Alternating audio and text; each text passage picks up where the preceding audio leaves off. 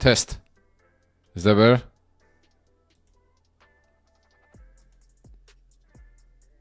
Hello, hello, hello.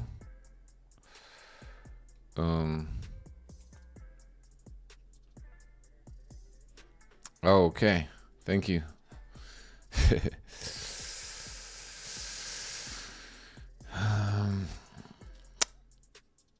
Hold on a second here. Hold on a second. Because I honestly do not know what's going on. It feels like it's not my microphone though.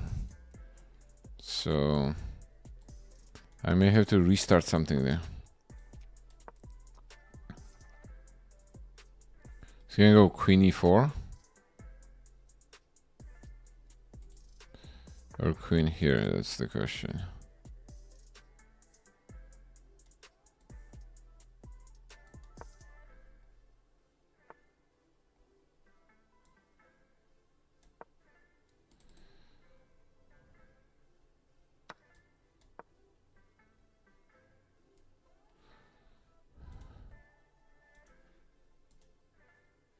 Okay, I'll adjust it after this game, okay? Now, excuse my audio quality. Deuces. I mean quads, sorry. Or Luis, rather. Luis, I was saying, depends on how many games, man. If you just have one game you want to review, send it in.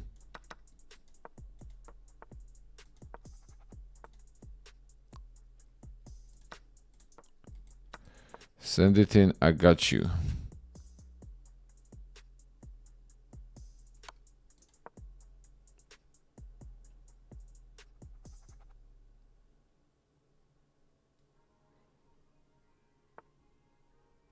On the regular basis.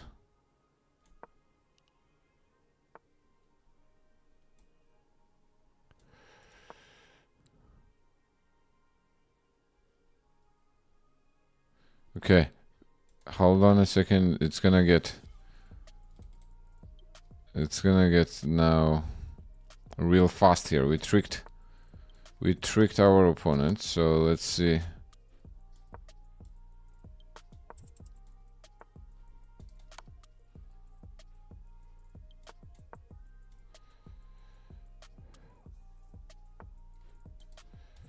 Let's defend that.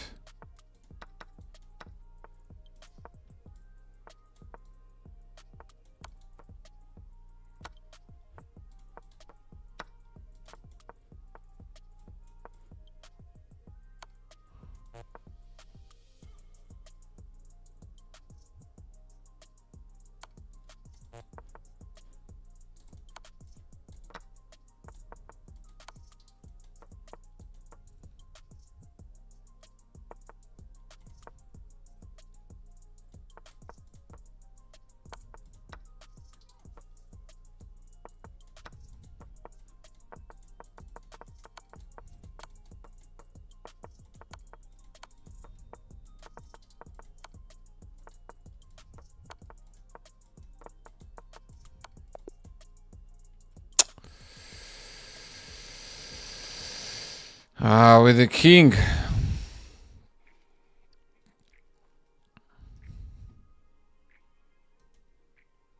Man, my technique so poor.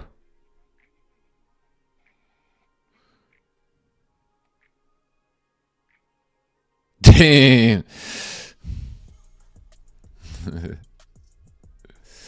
Tio. I got close, bro. I didn't see your comment until now. I'm glad I didn't, or I would be in more pressure, honestly.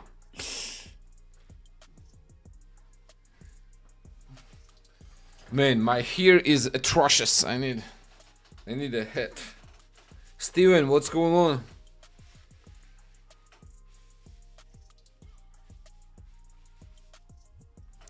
Carly Lawrence, Brianna,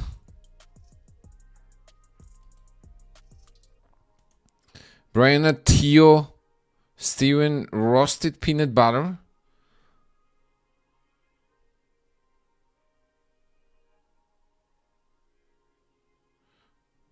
Mia Devport loves you.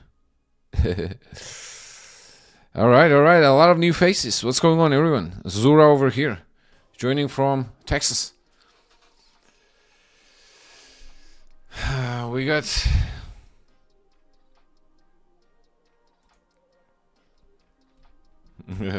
the Taft first round. All right, quads.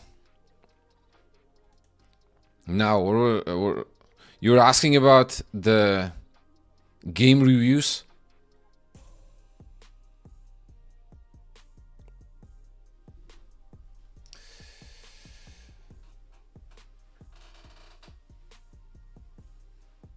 Game reviews, man.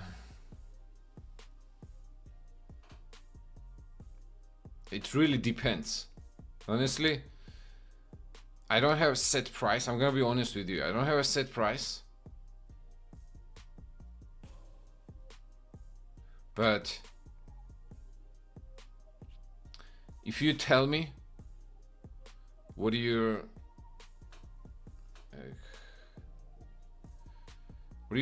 trying to do, basically? Is it like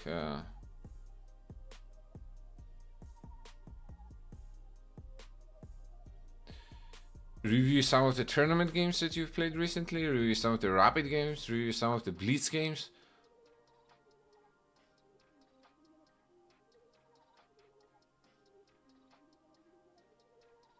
$10 to $20? You mean? Or what do you mean 10 to 20? 10 to $20?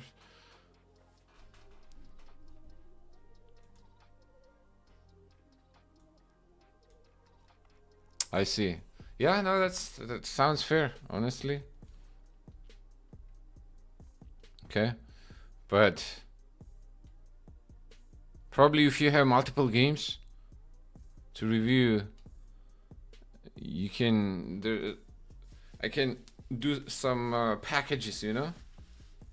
So let's say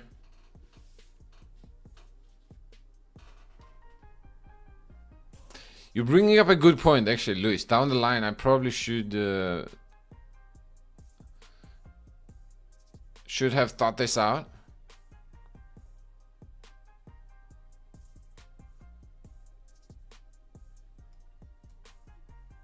But it's all learning. It's all learning curve.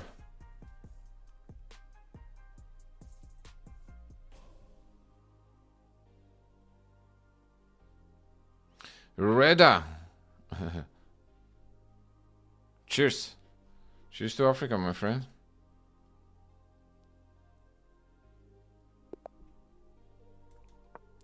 All right. Next one. Let's go bishop c4 and slow Italian. Recently I've been asked, like, what is your recommendation? What opening do you recommend? And I recommend Italian. I think Italian is popular opening for a reason. Bishop e6. We could take and go d4 right now, for example. We could also go bishop b3. Let's see what our opponent wants to play on bishop b3. Do they want to take? Yes, they do take. And then they go a5.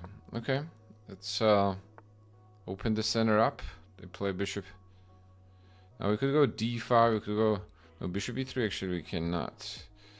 What if we try to go knight a3? Okay, he's gonna move the knight, su. And now we can bring it to c4. Basically, the entire idea of Italian, if you look at it, right, is to play the positional game, like long-term positional game. 1500. Should I play Caro-Kann or should I change it?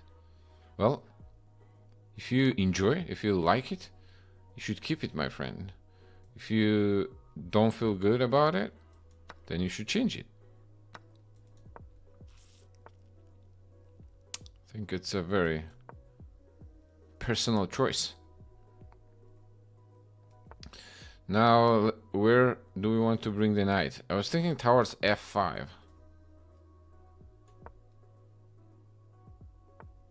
Okay, he wants to play f5, looks like himself. So, you know what? Let's go rook here. So we keep all of this in cards. Like maybe potentially go b4 here. Okay, knight c5. I'll retreat to c2, so I keep the...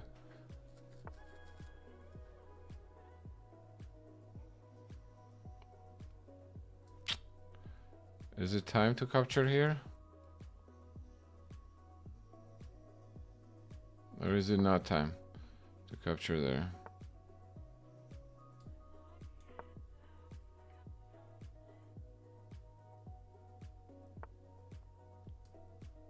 Ah, he wants to play b5 there. So that's actually not gonna work. Let's go knight f5. Pivot. And then try to get something going on this. Mainly, actually, I want to vacate the fourth.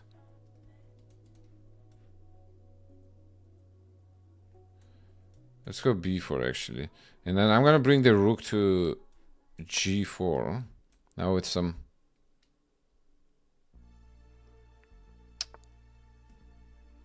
dreams of bishop h6. Let's try maybe bringing the queen over, or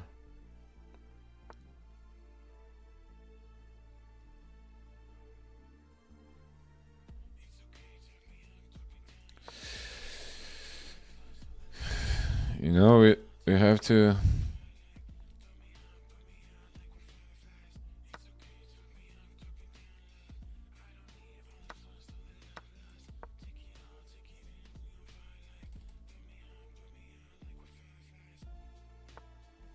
Queen b3.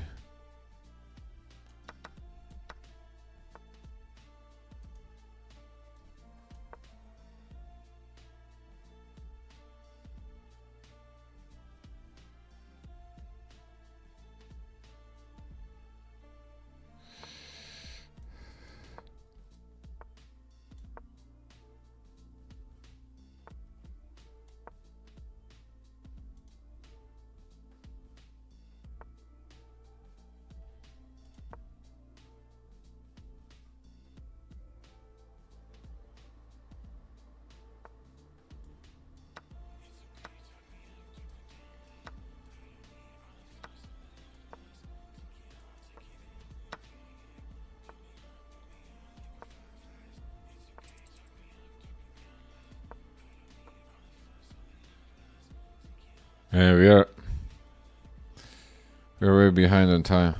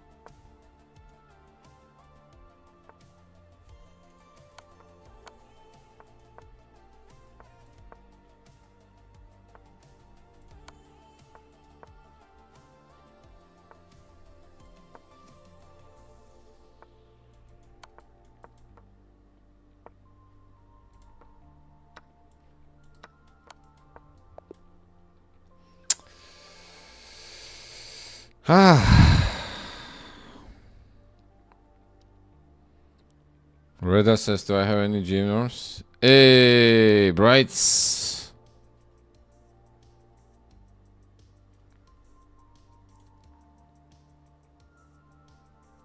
David, how are you? A3.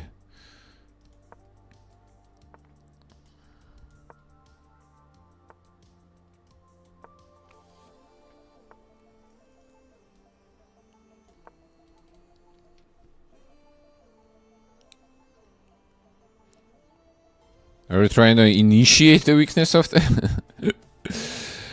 Have this pawn pushed a little too far? I don't know.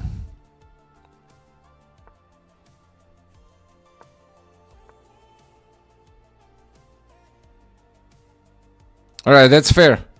Gregory. I'll review next games. I mean, since we got flagged.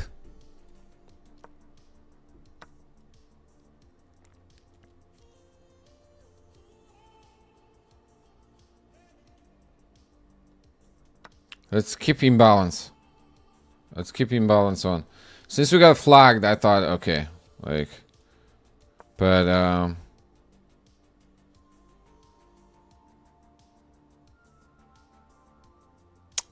next games, yeah, let's do game reviews.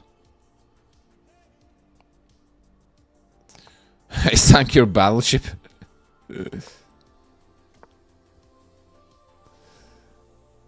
I actually was playing Battleship just recently.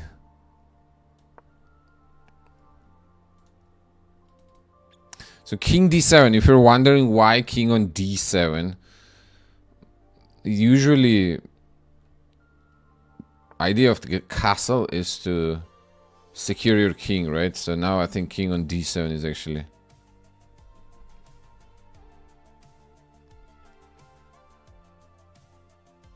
Cam Cotera says, hi, hi.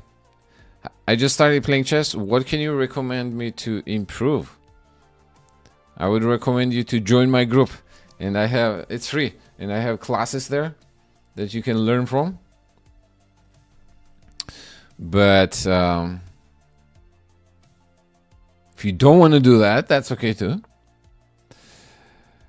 I would recommend doing a lot of puzzles, playing some games, and then reviewing those games. Okay, so the key to improvement really is acquire new knowledge, whether that is a video, course, book, article, whatever that may be. Acquire knowledge, then you try to apply it into practice. Basically play some games. And then you reflect on those games, meaning that you analyze those games. And then you repeat the process.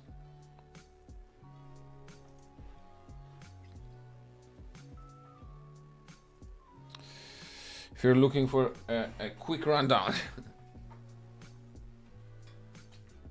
Oh man, the game review, I forgot to do the game review again. That was a clean game. Okay, Gregory. This one for sure.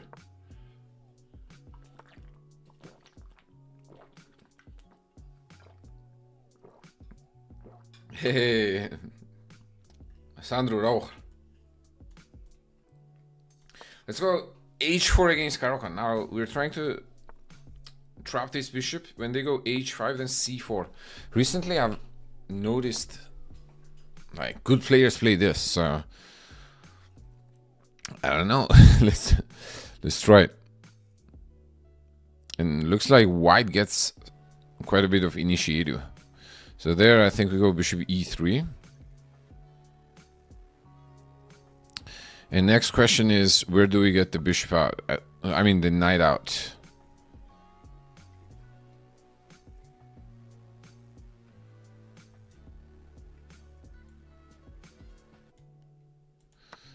Okay, let's take there.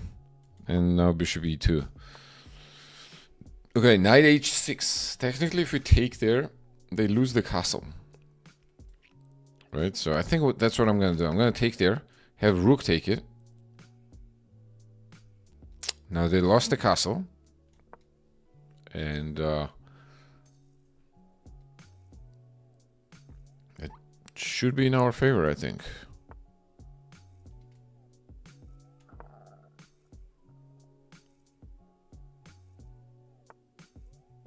Okay, he goes knight to b8. You know what? If you do that, if you wanna do it like that, I'll also move my knight. The idea is I wanna trade this bishop Actually, knight g5 would be a lot. Knight g1 was so unnecessary, bro. Είναι μάτρακο έτσι σας φλάγιο.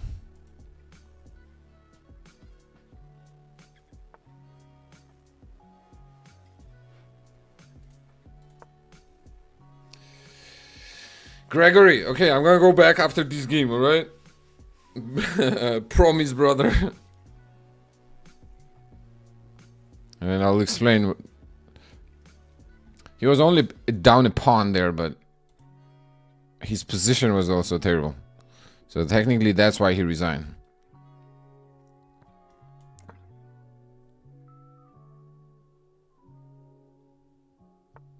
Okay, we go short castle. Now he wants to bring the knight to c4. Clearly. So we can, but then queen b4.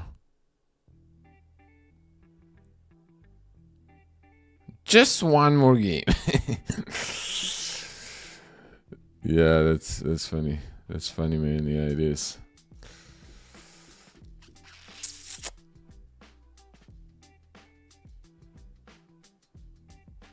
Ugh.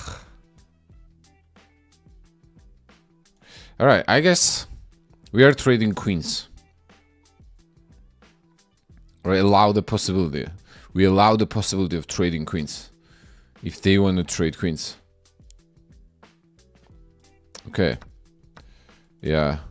It looked likely.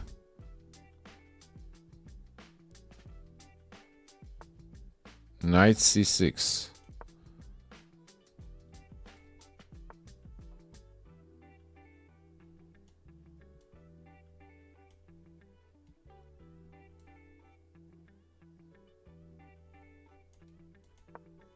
Oh, time, bro. Time.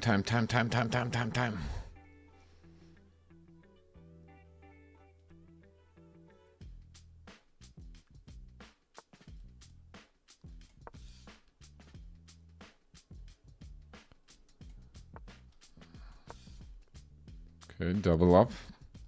You can't play a6 because we're gonna have knight. Uh-oh. See what you're trying to do there. Alright, take it.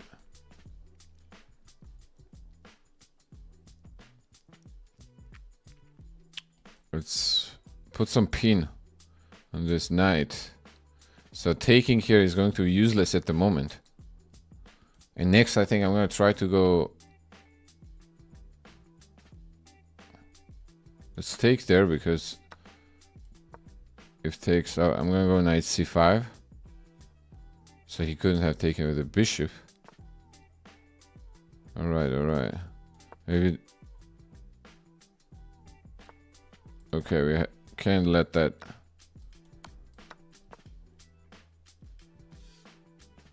Knight live. Now we have two knights advantage.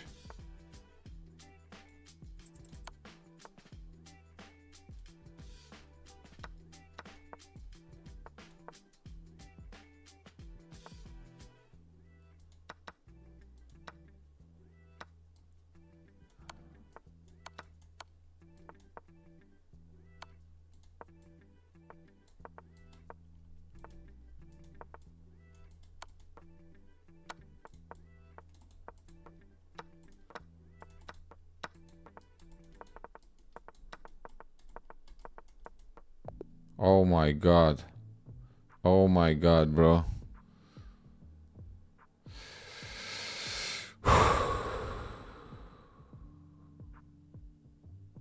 One move. One move.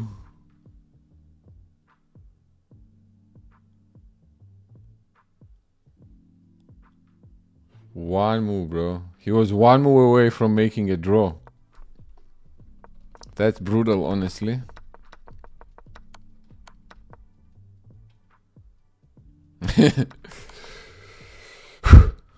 All right, now we can do game review.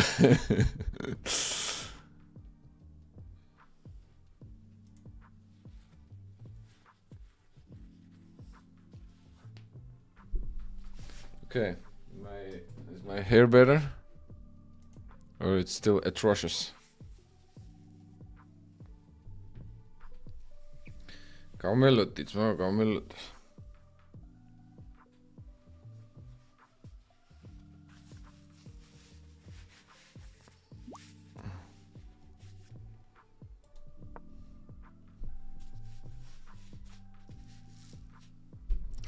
Okay. Let's see how this was supposed to be played correctly. Apparently bishop e3 is not the move. Aha, if you go knight d7, the move is c takes d5. And then bishop d3. Bishop takes d3, queen takes d3. Knight goes to e7. Knight f3, knight f5, bishop g5. Makes sense, actually. Keep it simple. Maniktal, what's up? TOB chess? Bro, why is my commands not working?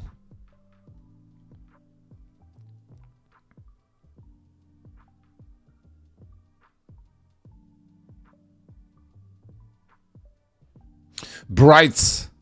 What do you mean? Which video? Chess Bros, a recent video? Let me see. I haven't seen it. You have it? You have it with you?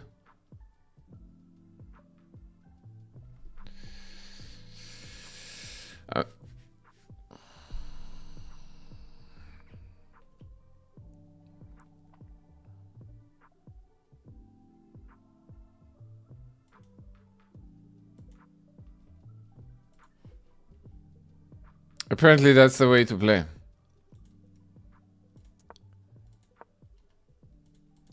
If you do play bishop e7, so you have to take on d5.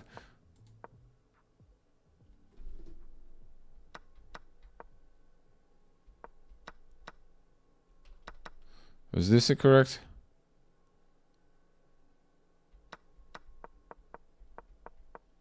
Yeah, knight g1 was so artificial. Basically unnecessary.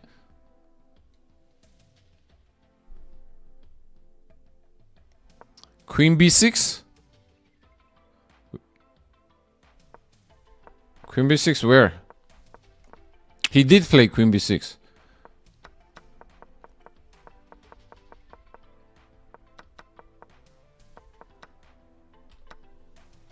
Oh, I shouldn't have taken there.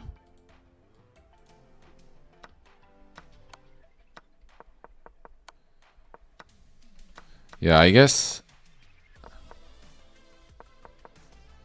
yeah, there's no need to force things here. I should probably play f4, try to stop him playing f5, takes there.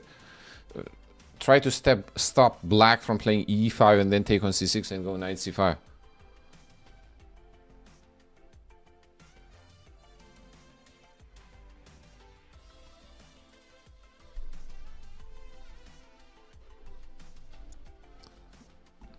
I like this playlist, not gonna lie, actually. Alright, we did the game review. Now we get back.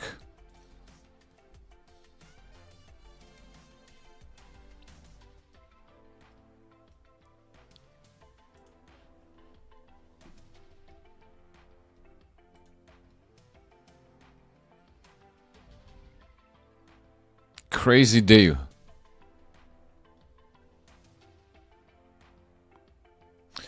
Okay, while we're waiting for the opponent here, I wanna talk about my new video / mini course that I uploaded. Not uploaded. Let's play closed Catalan, actually, in the style closed Sicilian. Actually, in the style of King's Indian attack.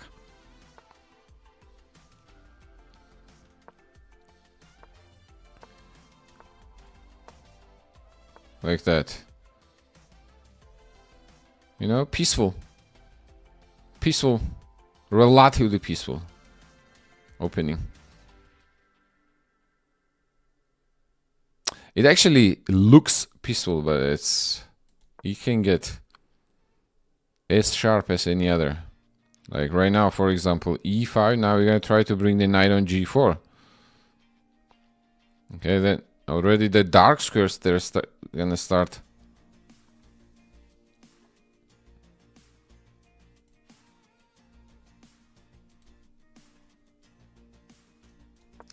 Okay. That's exactly what I'm going to do.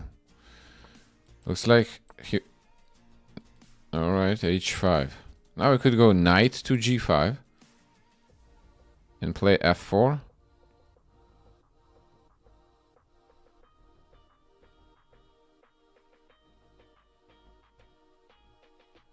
Or we can play bishop g5, but then queen c7. What does that accomplish?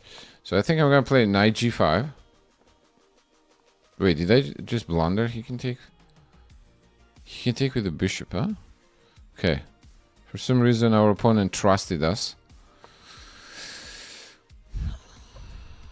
There was a little bit of a bluffing involved.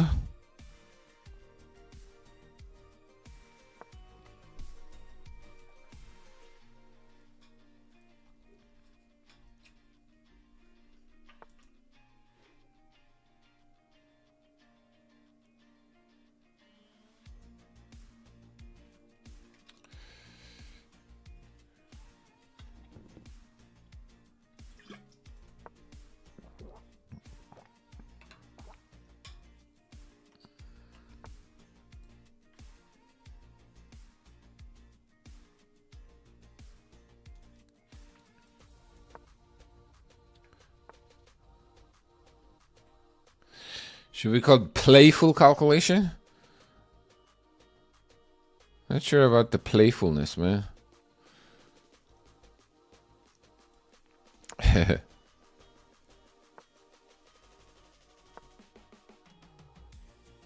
What did E3 ever do to you? What did he do?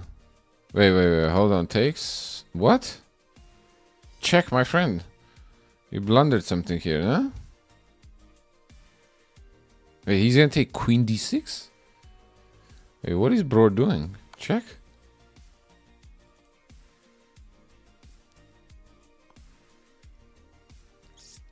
I think bro is mad.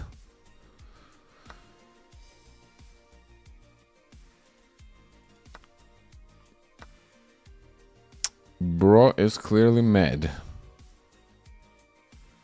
Not sure why, actually. That's...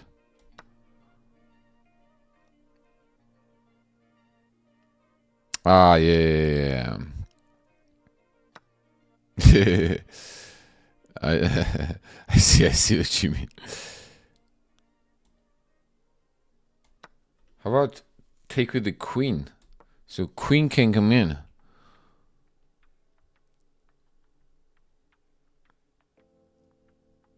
And queen coming in is not gonna be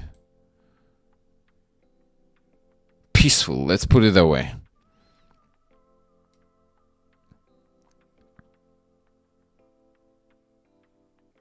Bobby Jr. Wow, Sandro. Okay, I see you, my man. You got some history knowledge right there.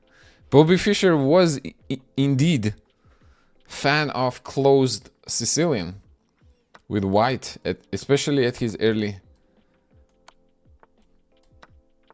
All right. It's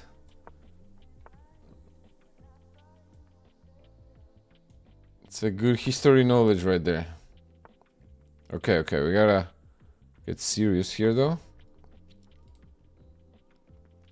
Let's put the rook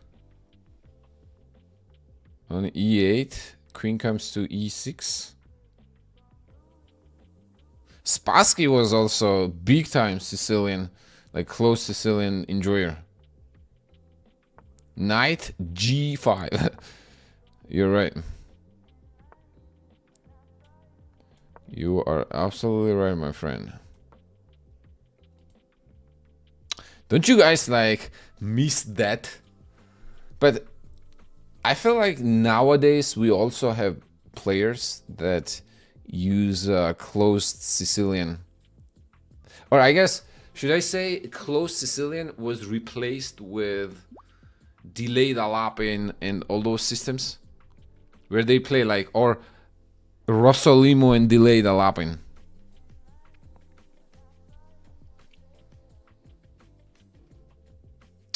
I think at the high level you see more of that. E4, knight f3, and they play bishop b5, and then short castle, c3, rook e1, bishop f1. All that. All that jazz.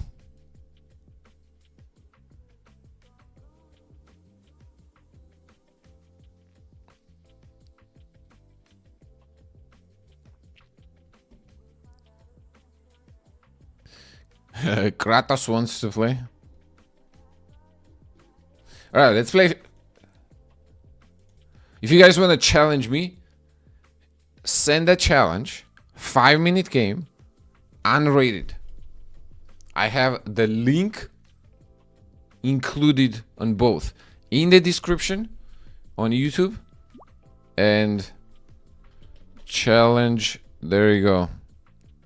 On Twitch too. Okay, so here I don't think we were better, honestly. This knight was guarding a very important d6 square. So knight d2 e3 I think was a clear blunder. Yeah, our opponent just, I think, straight up blunder.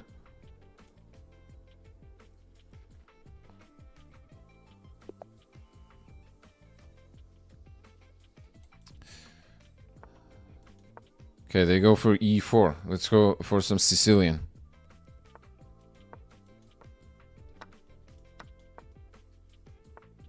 f3.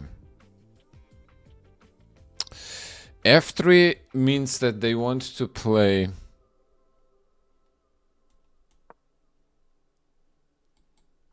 c4. Let's go against c4 and the Marozzi setup. I'll just play e6 and try to push d5.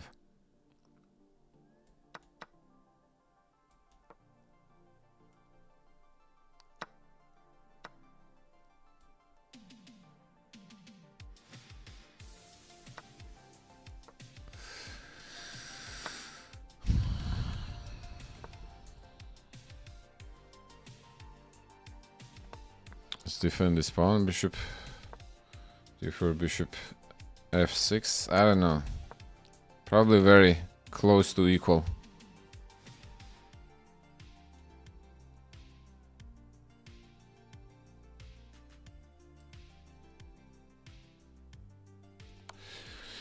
Let's see who plays endgame better, I guess.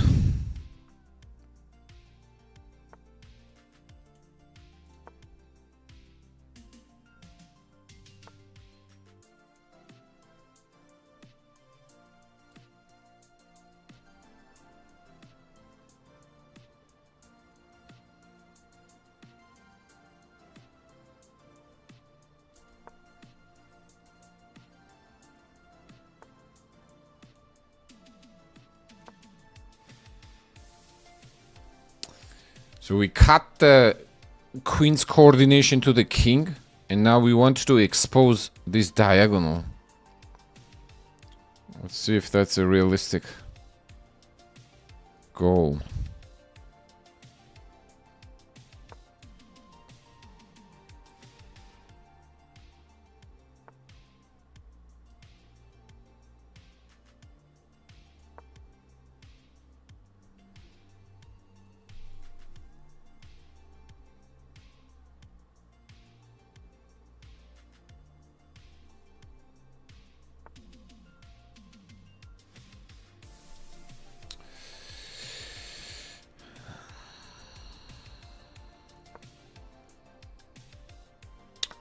It's important that this is covered. The c8 square, so there are no back rank mates.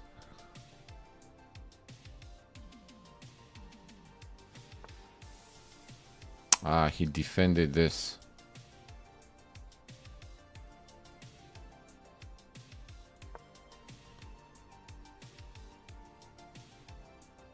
Maybe f4 would be simpler, actually. Queen f4.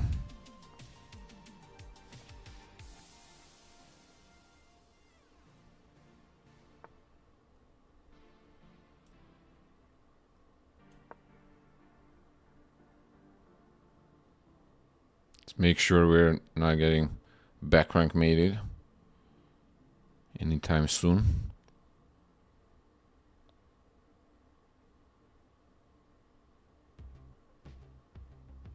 I'm not sure if we have a threat though. Maybe rook b2 simply activating the rook from the second rank. Ah, rook c4, bro. Oh my, rook c4 actually was game over. Because this is a checkmate. Yeah. Wow. How did I not see that at first?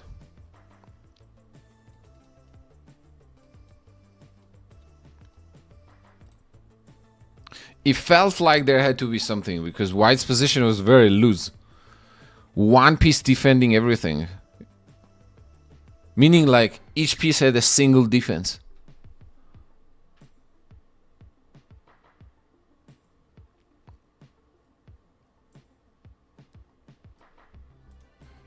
That's crafty.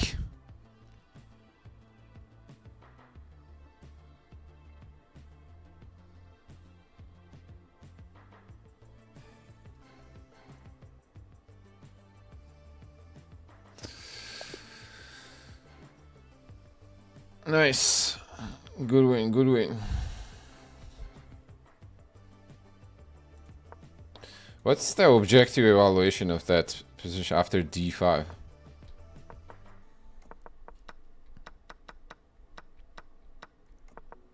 Yeah, that's what I thought. It's even. It's literally 0-0s. Queen a7 was probably...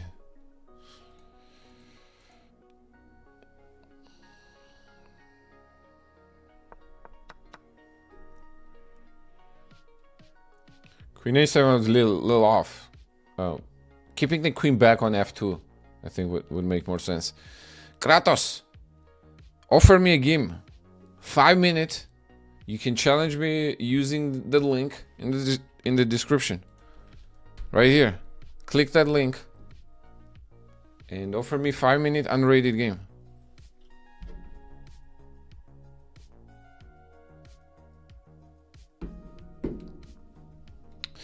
Anyone's following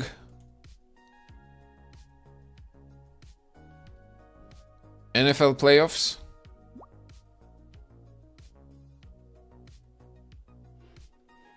Justin PH. Let's go. Let's go, my friend. What's your new gambit? Let's see. Let's see it. E4. What do you want me to play? Do you have a preference?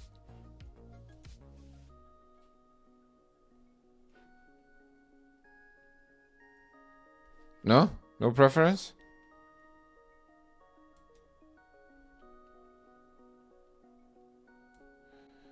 Okay, I'll play E5 then, if you have no preference. Aha. We got Vienna. Okay, against Vienna we balance the center. You play knight c3, you play knight f6. Bishop c4. I'm going to take on e4.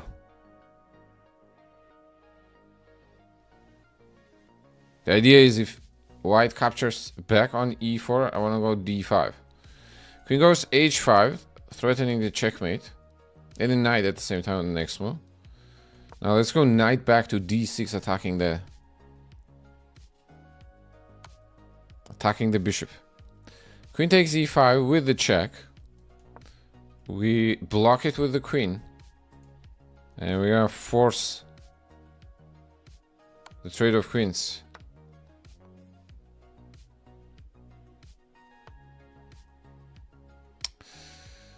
Now let's go knight f5 so we can play c6 and d5. What's up, PMD in the house? All good over here. Happy New Year's. Happy New Year's, my man. Okay, you see, he doesn't want us to play d5.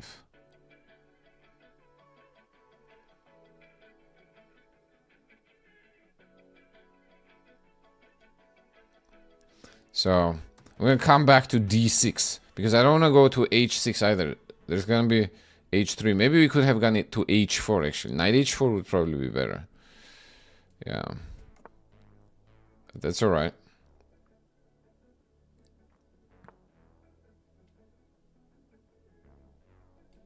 We go knight back and then d5, or is that way too?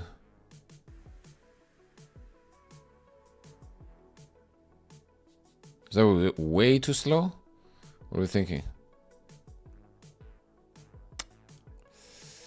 Man, g4 was a good move actually.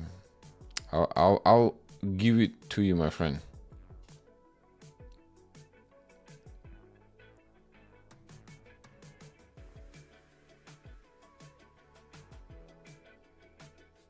Okay, let's see how you react on this move. It's an odd move, but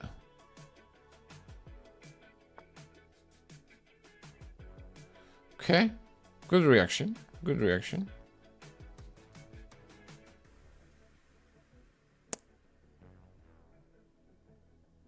What if I go b5?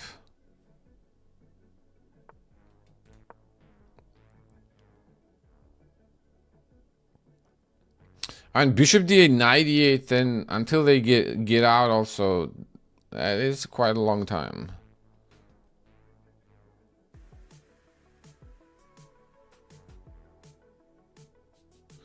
Should we try to trap that? Or that's too much? Nah. No trapping. Let's just try to finish the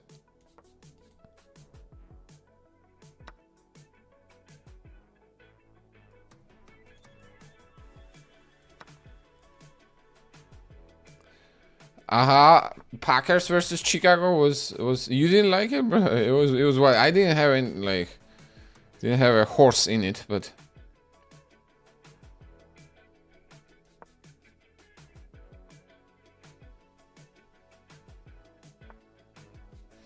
all right. I'm actually getting myself in trouble here, I think.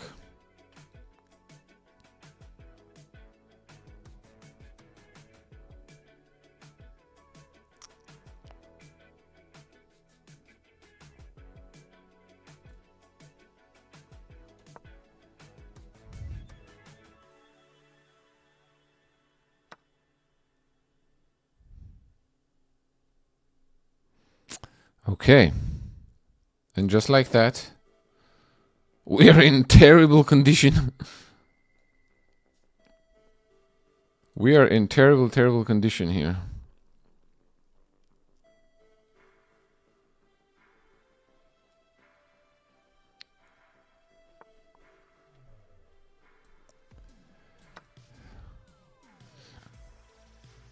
Let's see if we can make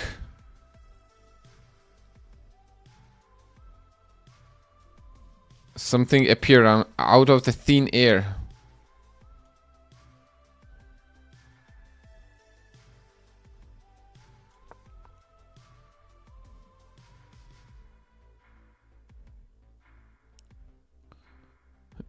Yeah, PMD. What did you think, bro? Where did you think I was? Okay, what if I take the rook? This H pawn is... Yeah, I'm in Texas, bro. Yes, I came to college. I came to college 2015 to study at University of Texas at Dallas. Graduated 2020 and been here since then.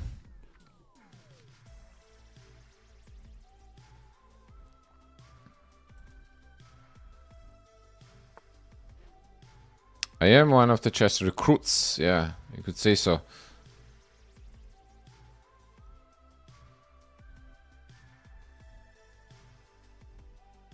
Damn, alright, alright. That's a crazy move.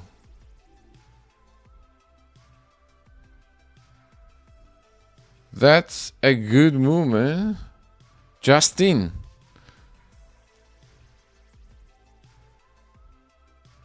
But why would you offer me a rated game, bro? I told you unrated. Now you farming me? I didn't pay attention.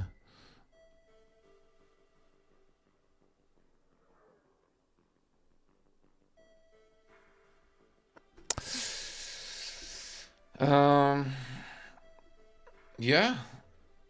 I'm cooked, my friend.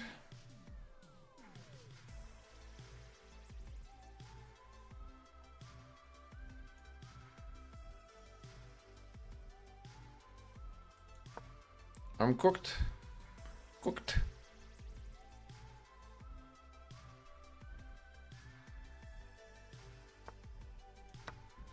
He was my friend. I had like few friends that were already here. So it's like, oh, that kind of makes the choice easy. But as soon as I came here, kind of he got a job offer. He graduated basically, and then we never got to be in Dallas together.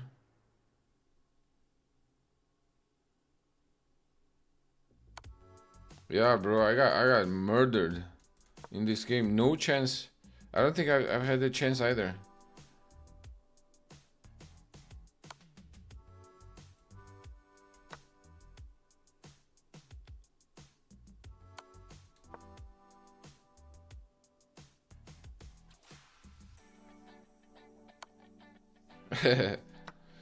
GG's. Good game.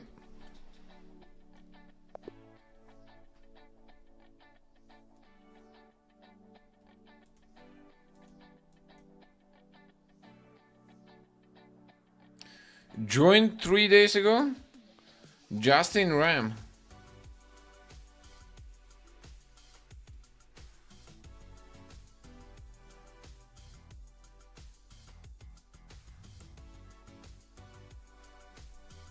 I should have checked the account before playing. Especially before playing rated game.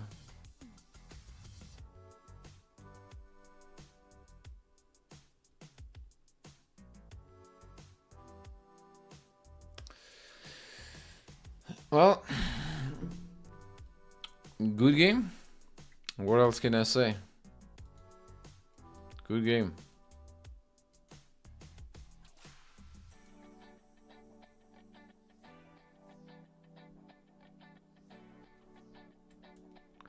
It's sad, bro. Honestly.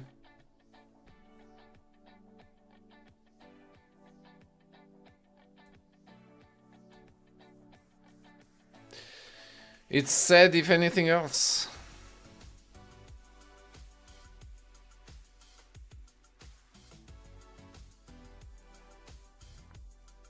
Makiman, what's up?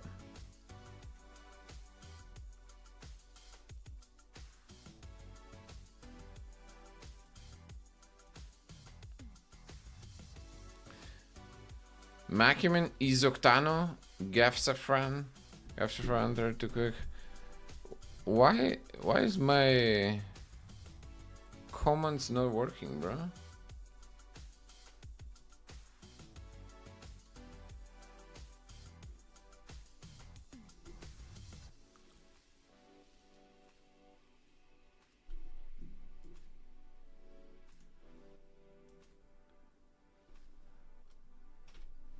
I'm from Georgia, my friend.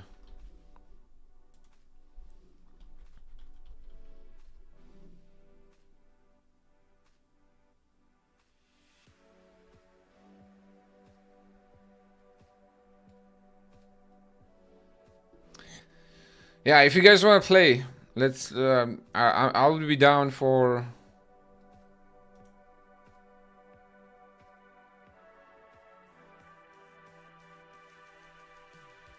Damn, 94% accuracy, my man.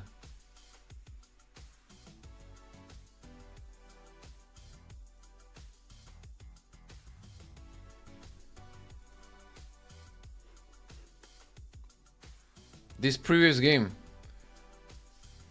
You guys can't see here, but I'm looking at the game review right now. 94.4 accuracy. And evaluated as his game was evaluated at 2850. He played 2850 level. 1200.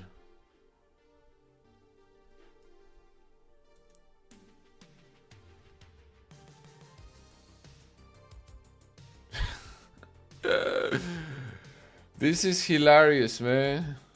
His account got banned just now.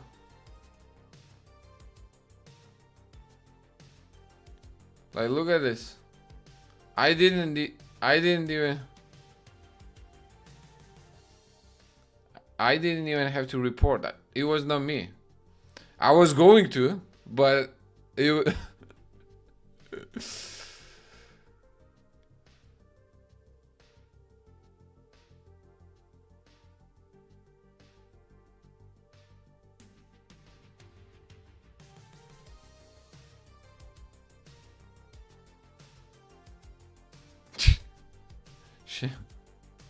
yeah.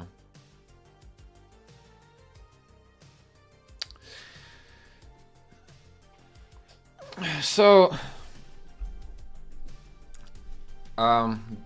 quads. My highest rated win, I think, was online. Probably Hikaru. I've beaten Hikaru a few times. He's beating me something like 35 to 4. OTB, my highest rated win, Jeffrey, I guess, or classical OTB, probably like 2660. FIDE. But hold on a second. Okay, I want to take a second to address what just happened. Okay.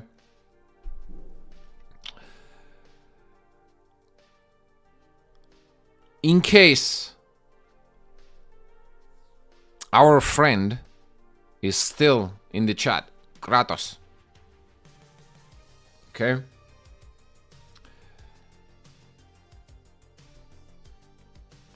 My friend, you're probably thinking that this is not a big deal. Okay, let me turn the music off here. You're probably thinking that this is not a big deal. Okay, oh, it's just a one game and everyone can have one good game. What's the big deal about it, right? But considering the recent developments in the chess world, what you are doing is harmful for generations.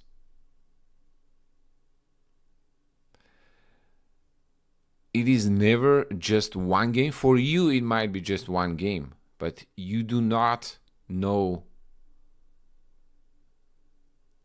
how other people react to something like this. Okay? I'll even give you benefit of the doubt that maybe you did have a great game, okay? But I hope you understand that like 1200 performing at 2850 level, something is off, right? And again, as recent development has shown,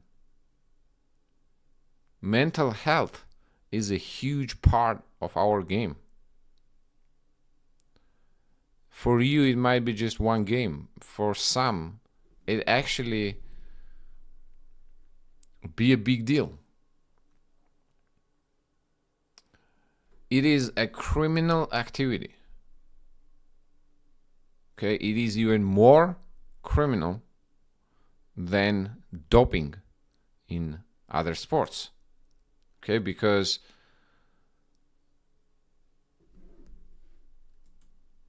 in other sports, in order to win, let's say, against really good players, right? You already have to be a good player yourself and then use, let's say, performance enhancement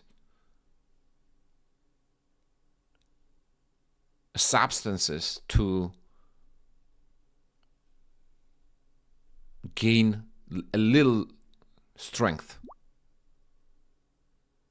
Okay, but in chess, anyone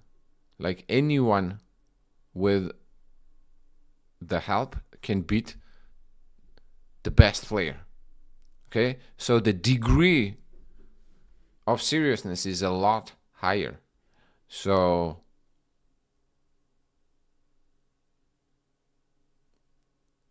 again, I'm not judging you because you're probably onto your next account already, and very likely you're not even listening to this anymore. Okay, but please don't do it. You're ruining the game for a lot of people and you're causing paranoia, meaning that no one knows already what's right and what's wrong, and who actually plays okay and who, you know, who's not playing fair. So it's not worth it. That few rating points or whatever it is, it's not worth it. And it is literally matter of kind of life and death. I wish I was not like serious about it, but like after everything that the chess world went through, like this is very sad. I see it already like every other week. My friend, son, okay, because this is probably a young account. It's a kid that thinks that it's not a big deal. It's just one game. Please don't do it. Okay? Just stop.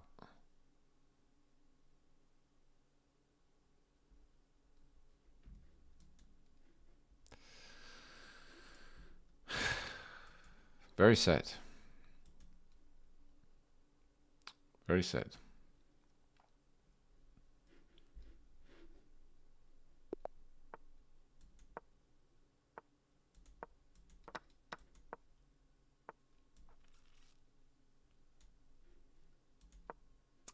Like,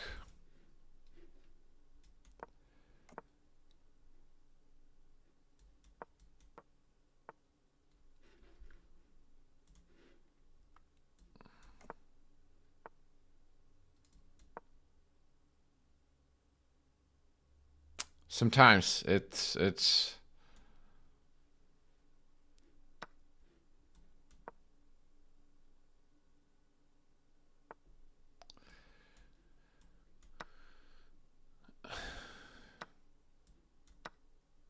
chess world can be a dark place, man. Anyways, let's get back to more positive things. Where were we at?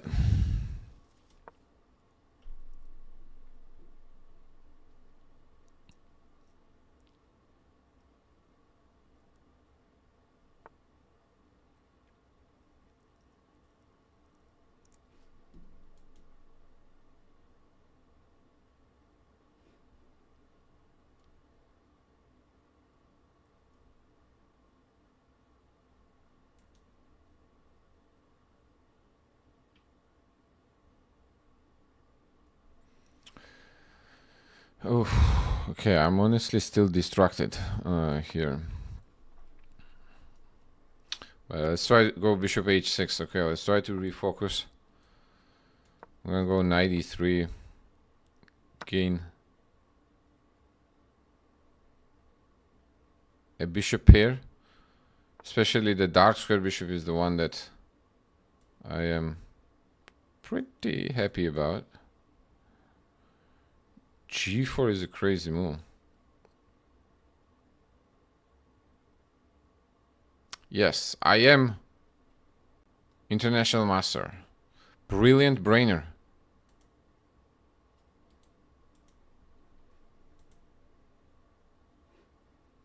Queen c2. Let's go queen c7. We're also gonna bring the rook in.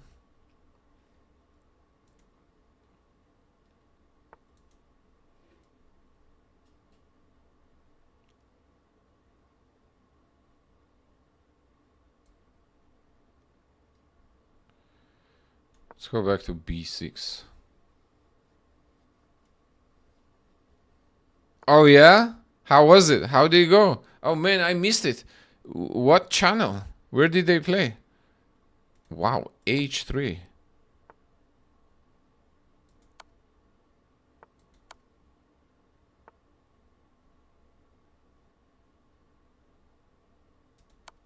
Oh, Gauri's channel? Okay. Draw and Mauricio 1 second. Oh wow, I should study the games actually. Let me see. You have a link or something? I should study their games.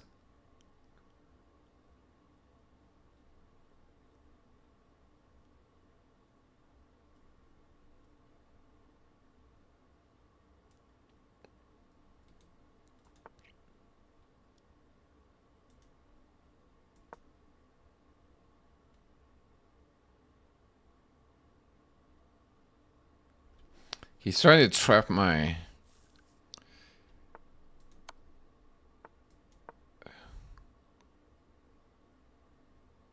He's trying to trap my queen, but I think I just escape here, no?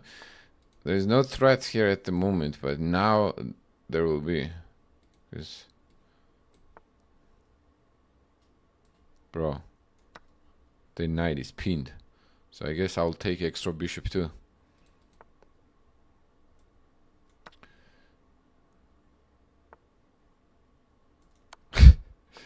We capture everything literally with checks.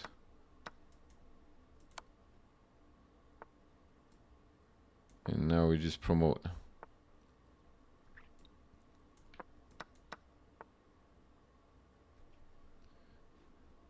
Brother. You seem desperate, brother. Oh, time actually. But come on. Still.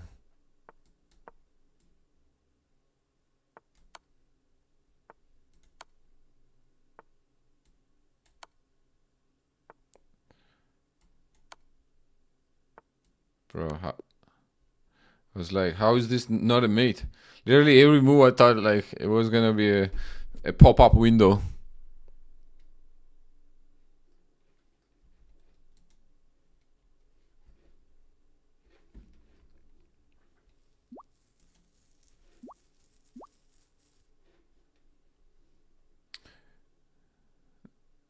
Okay, I see Gideon. I see a few challenges coming in. Who is Gideon? Who's Gideon in the... Someone in the chat?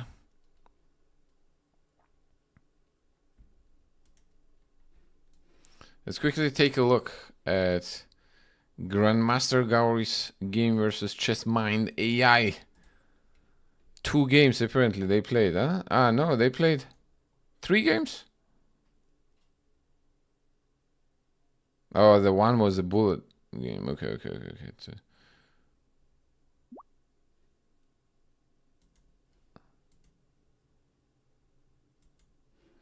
Let's quickly take a look.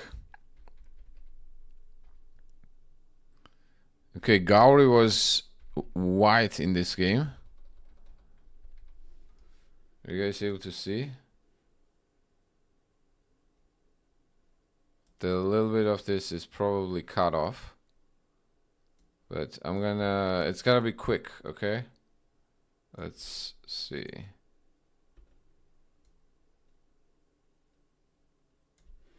Okay, there we go.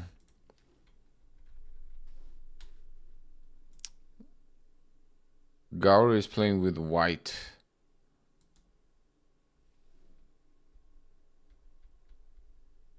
Okay. So-called, what is this line called? I'm actually not sure what is the line called.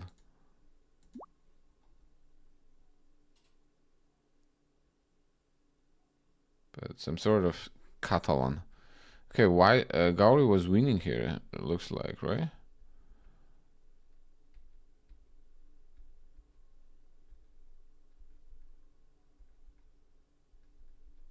Oh no. And then he was not able to convert this? Okay. Let's see, what was the right move here? Knight d5, apparently, and then rook c5, right? Oh, bro, that's a big miss. I'm sorry, I didn't quite catch that. Siri, no one was talking to you.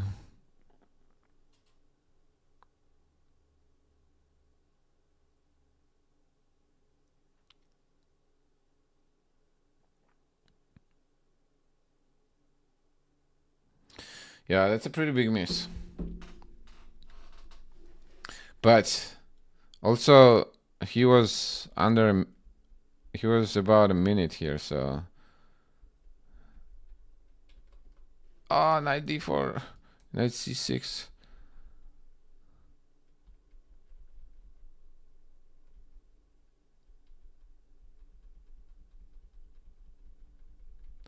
But actually, Lichess is without Primus, right?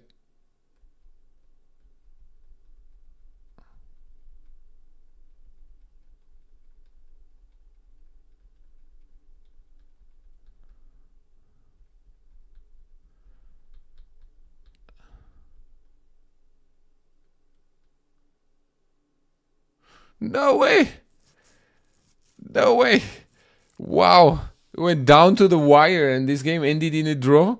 So Mauricio flagged here. That's hilarious, man. And what happened then in the second game? Apparently the name of that opening was... Okay, Indian defense.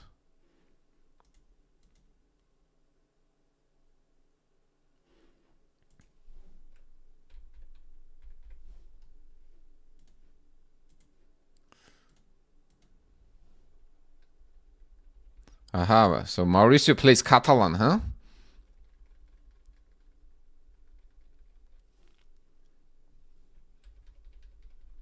I don't think he got that great of a position here, though, because I think Black is actually doing fine.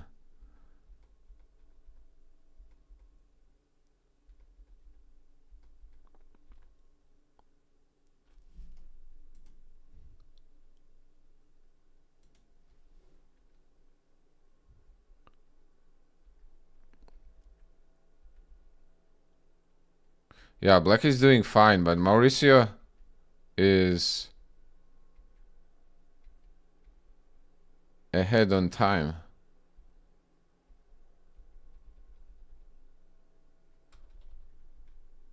What?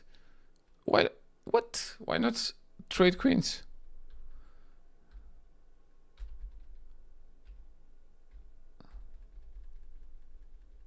Okay, this was the... So basically time decided it. I see, I see. Well, thank you for sending games. Luis.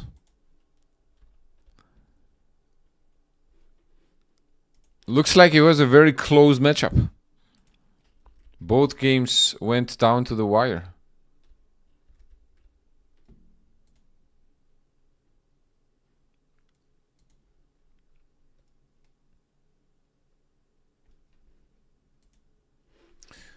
Okay. Who's First. Who's first? Himalayan Knight. Himalayan Knight. Let's go, my friend. Raise your hand if you're in the chat. I'm going to start with E4. You can send the challenge with the link in the description.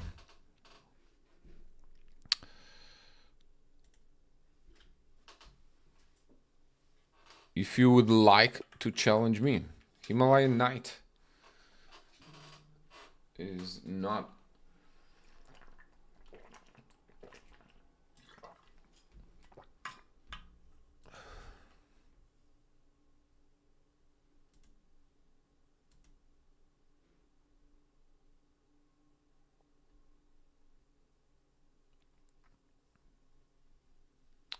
Wow. Chargers versus Patriots. You guys see Eagles getting knocked out? Defending champs are out of the race. Australia Open is starting on also. Middle game. Middle game. I was just gonna accept your offer, bro, and it all went away. Okay. Who these? This is Gabriel. Gabriel, my man. GM, not a GM potato. That's you? Alright, let's go. I'll play Italian. And against Bishop C5, I'll play C3. Let's try some Dubos Italian. If you go Knight F6, I'll play D4. And once you capture, I'll play B4. Attacking your bishop. Alright, you move it back. Now, I have to go E5 to attack your knight. This is a pretty sharp line. Now, the idea is we take on F6. When you take on C4, I think when we include the check on E2 now, I believe, to make sure that you don't block on E7. Black has to block with the bishop, I believe. On E6. And then pawn to B5. It's important that we play B5 while the white pawn is on F6. Okay, so the knight is not able to retreat back on E7.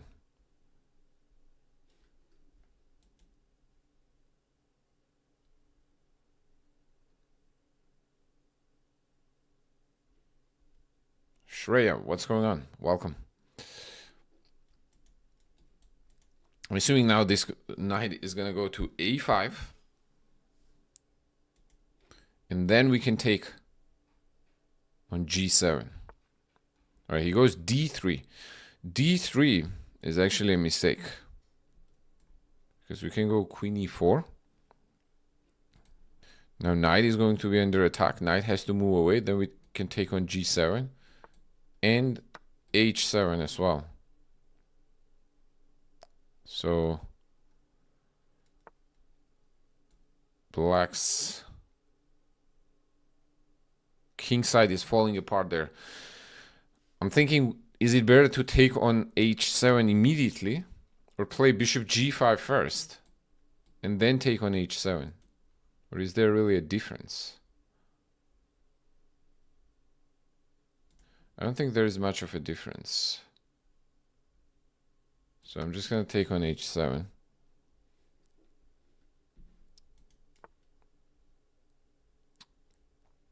Ah, maybe that's why I should have played bishop.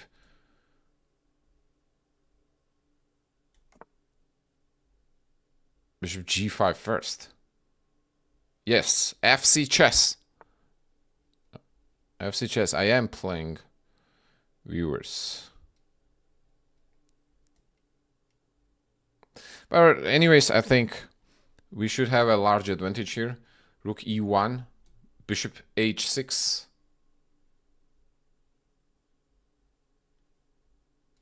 And then knight bd2.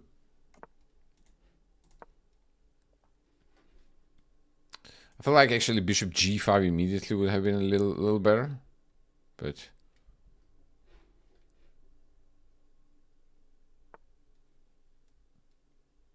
still feels like we're dominating on that side of the board.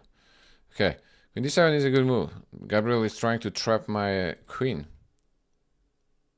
So I have to move this queen. Where?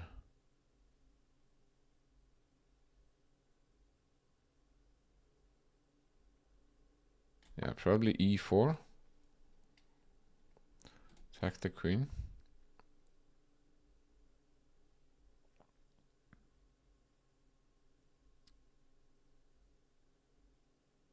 Queen g6 was other option to attack the f6 pawn.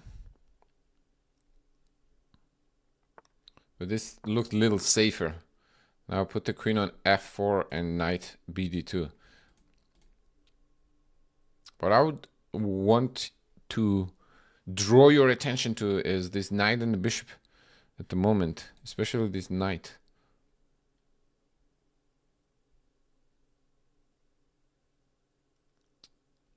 This knight. Anti Kumar. Hello. You played your current opponent over the board many times before? Oh, nice. You're also from Virginia?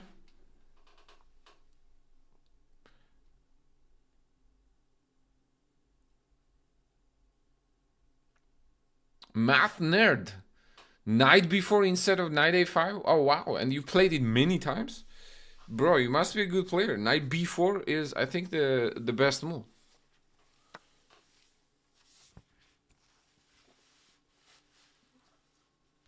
That's cool. I think you will have counterplay here, but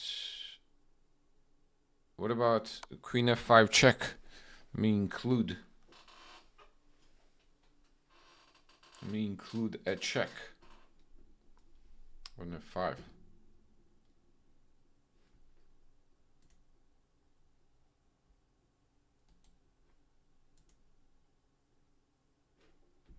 Now if king goes to b8, we have queen d5. Rook takes c5, there is a back rank checkmate. So he has to trade queens, kind of forced.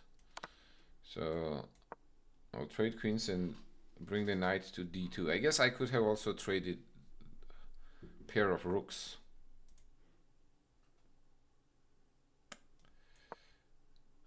No. a4 was a little rushed because now knight can come to b3. That was not my intention actually. That was a very poor move.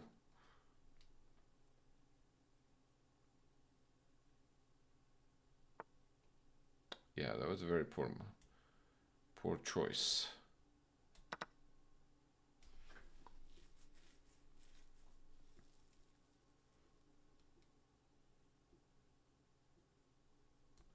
Let's go a5. I mean, objectively, we should still be better. I don't think these pawns are queening anytime soon. But it does look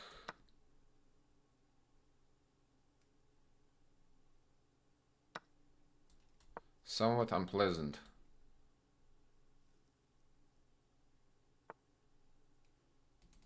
Okay. Can't allow that.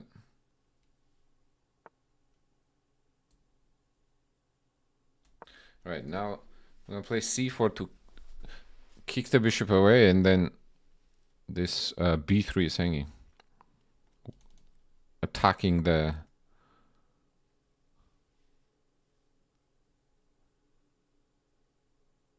okay.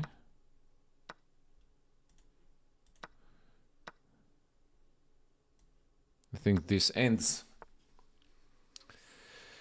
You losing some material here.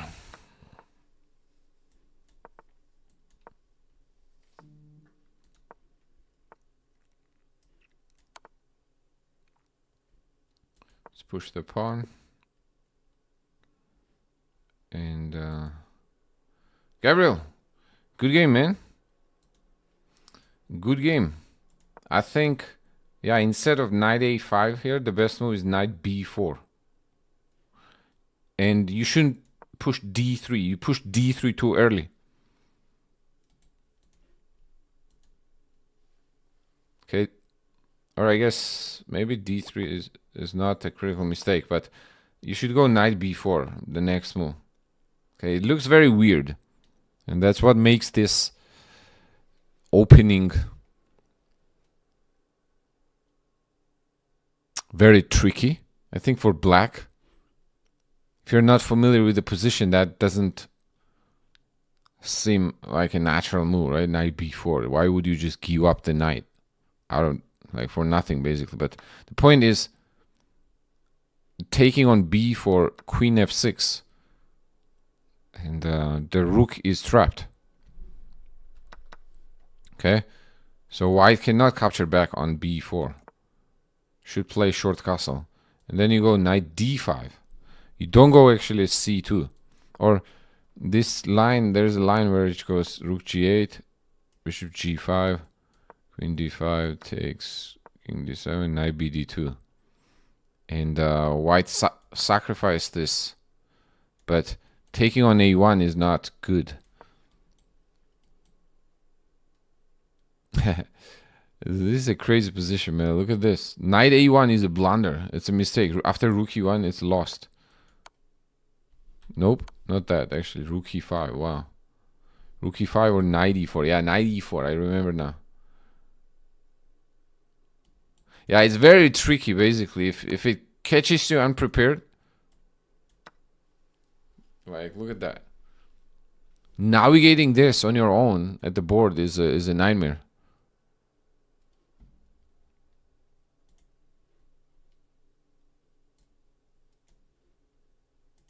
Not only nightmare, but it's borderline impossible.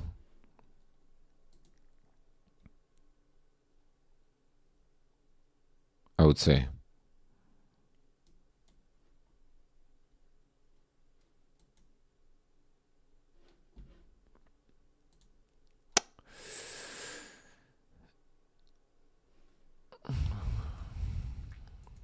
Math. Bishop f5 instead of knight takes a1. Math nerd says bishop f5 instead of.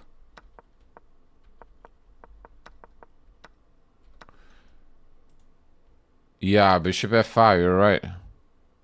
Queen h5. Apparently rook e8. You gotta make sure that you have control of the e file. E file is very important. These positions. Bishop f6. Knight a1. Takes a1. You move the king away. Knight takes c4. It's still quite unclear, man, honestly. It's like pretty unclear.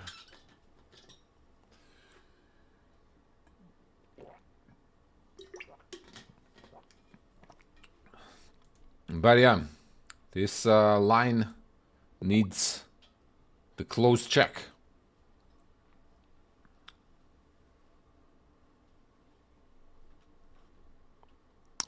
Do I review? Ethan.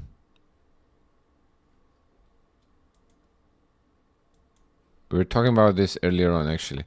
Let me go e5.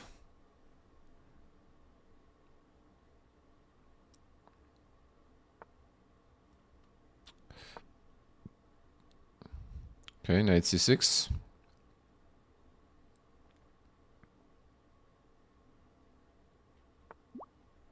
Pawn to d4.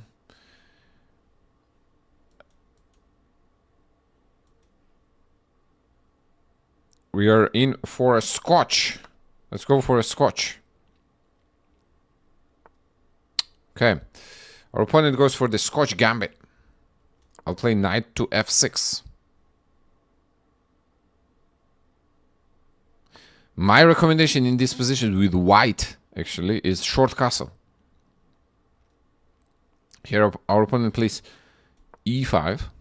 I'm going to go d5 as the response. Usually in these positions, the d5 is a typical response to e5. Counter-attacking the bishop and opening up our light squared bishop. If bishop b5, we go knight to e4. And when they take knight d4, we play bishop d7, protecting our knight on c6.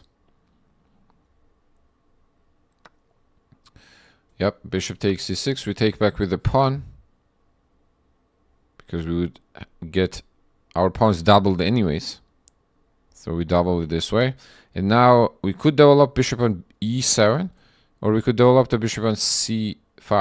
I think developing the bishop on c5 is slightly more active, because it applies the pressure on the a7 g1 diagonal here. So I think I'm going to put the bishop on c5.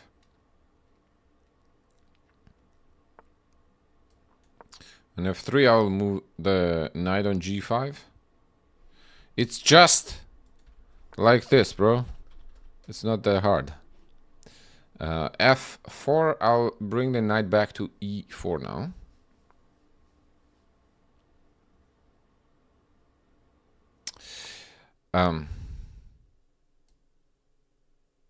I'll tuck the bishop back on b6. So next I can go c5, d4. Ethan 4517. Earlier on, actually, I had the conversation exactly about this earlier on.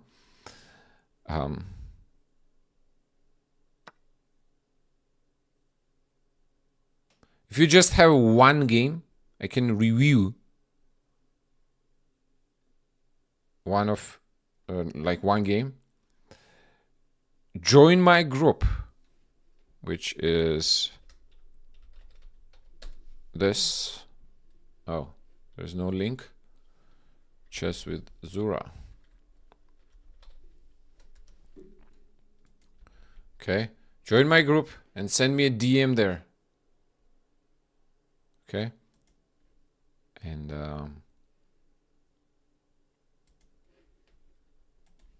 you can send me your game there.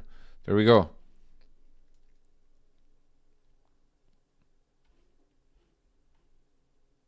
All right, queen to d2, right? Queen captures d2. Now back to this position.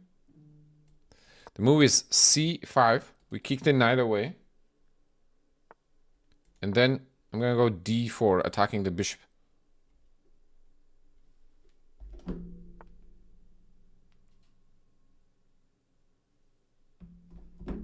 Bishop retreats back to f2.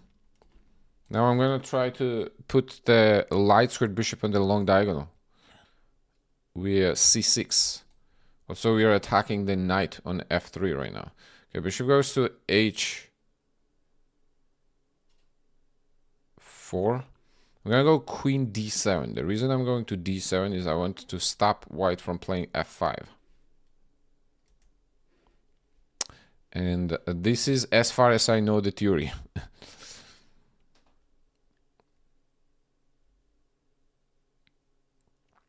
So you could say we are on our own right now. We have a bishop pair. I think our plan should be finishing the castle. And then maybe try to go c4, open the both bishops.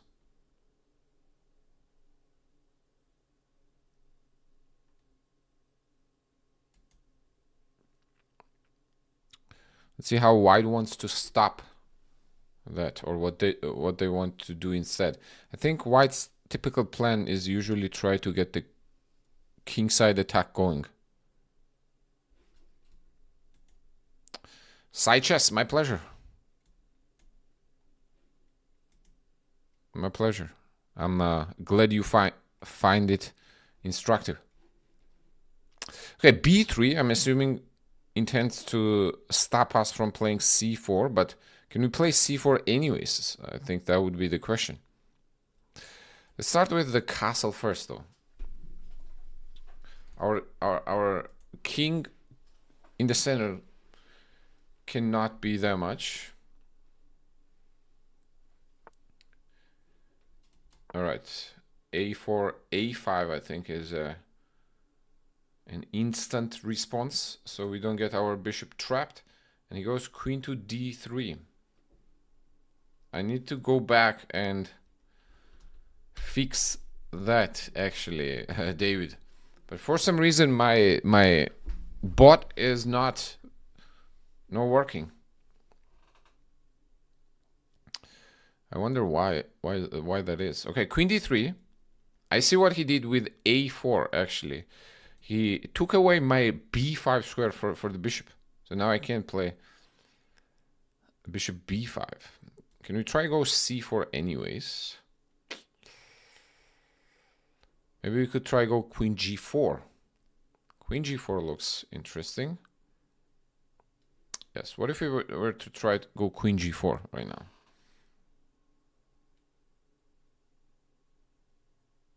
Also go queen d5. I want to sacrifice the pawn with the c4. Okay, let's try queen g4. We're threatening to take on f3 right now, then, and obviously this bishop is gonna be hanging. Oh. Okay, that actually might have been a mistake. Now we're playing with fire here. Let's go back to h5. g4, queen h6. We're threatening bishop f3 right now, and the bishop is going to be hanging. If bishop moves away, then h3 is hanging. Very provocative, though, because our queen has very limited amount of squares right now. But if worst comes to worst, then we can try running away via e6. So I do not think that it's getting trapped quite yet,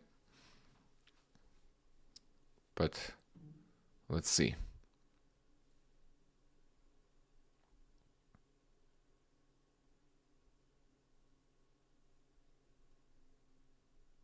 If g5, I think I'm gonna try to place the queen on h5.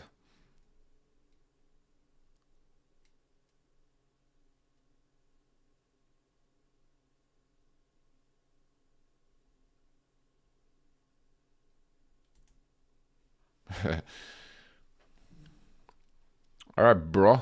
You spent way too much time on this. Okay, bishop e7, I think we should be happy sacrificing in exchange here, no? I mean, honestly, I could also play rook e8, which I was not sure how you would respond. But this also looks pretty good, I think. Because I'm going to be capturing a lot of things here.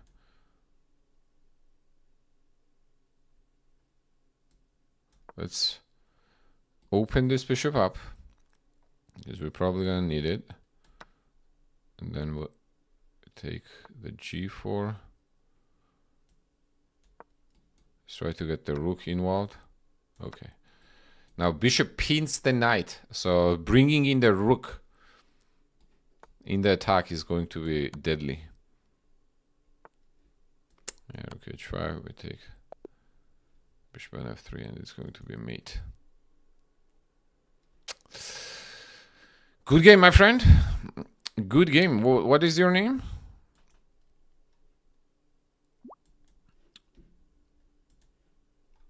That was a I think that was a good game. You probably want to Ameya, nice meeting you. I think you played theory up to this point, queen d7, and then it starting going sideways. So instead of b3, apparently the move is rook a to d1. What if I go short castle, and then you go f5? Okay, if I take, you have knight d4, apparently. Was e6 possible at some point? Where? Because I take with the f pawn. Obviously, I'm not gonna take back with the queen.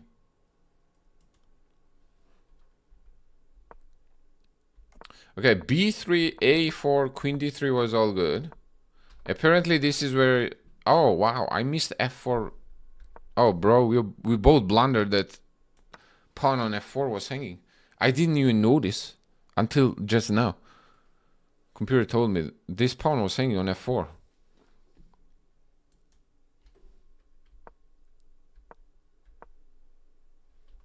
Yeah, and then I think you kind of collapsed in the time trouble here. You spent way too much time on this, bro. Minute and a half. I mean minute and 10 seconds, not half. It's a lot of time on a single move in a 5-minute game.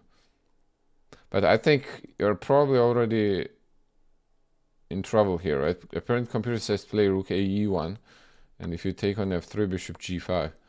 Wait, hold on then. Can you do that? What if you do king h2 here? Ah, but f4 is hanging. So rook ae1, and when I take on f3, then you play bishop g5. If I take on h3, rook f3, queen g4, rook g3.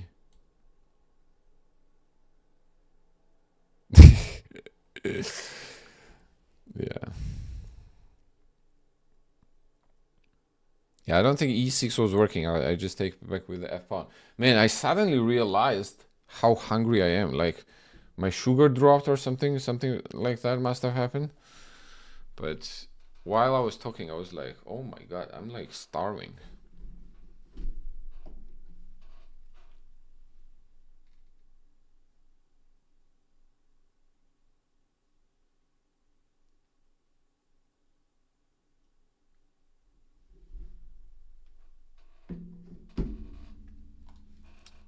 But yeah, that was a good game.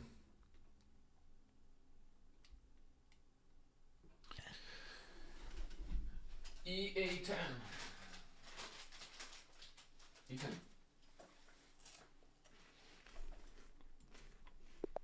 All right, let's go.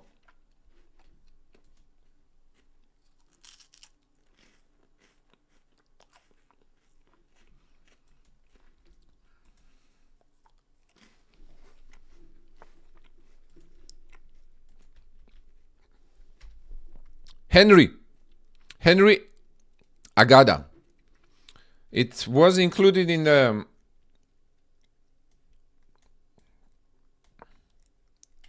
It's included in the description, but here it is again. Okay, against d4, I usually play d5, c4, and keep it simple, balance the center. Bring the knight out. Takes on d5, we take back with the pawn.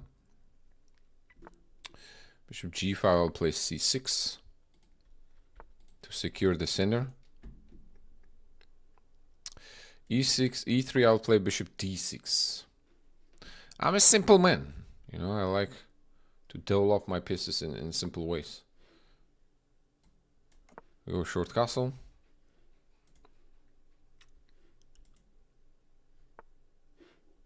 Queen c2. Now there is a pin on my knight on f6, so I have to play h6. Kick the bishop away, and then double up the rook to e1. Okay, now goes to e2. Now I'm gonna play a5. a5 is a prophylactic measure against white's potential minority attack versus like majority here, which is like a3, b4, and all that jazz. Short castle actually I think is a mistake because it allows bishop takes h2.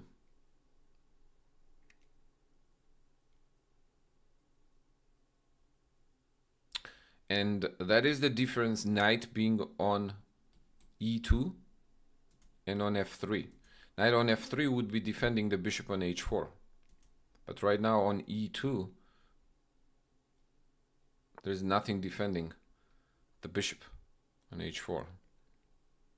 I think still taking was the best, because after knight g4 check, you could have gone king g3. Now this just gives up a pawn, so I'll move it back.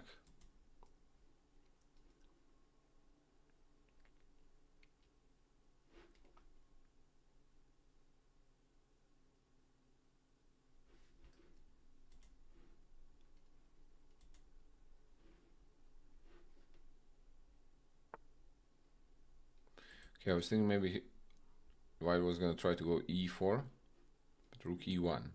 Now I think we can get our pieces in the game. Knight to d7.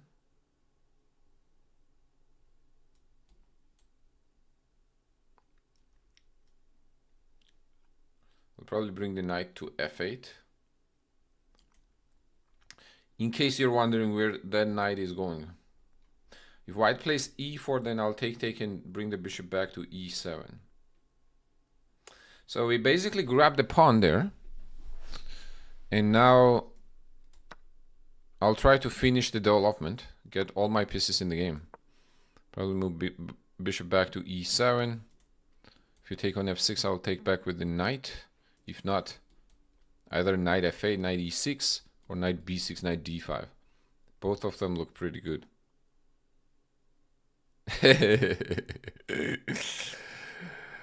Adnan.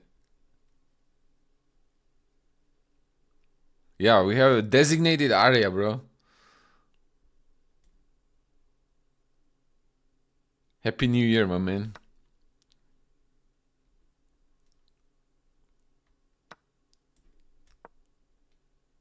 I mean, it's way past New Year's. I feel like it's a we've been in 2026 for a long time already. But you know what I mean.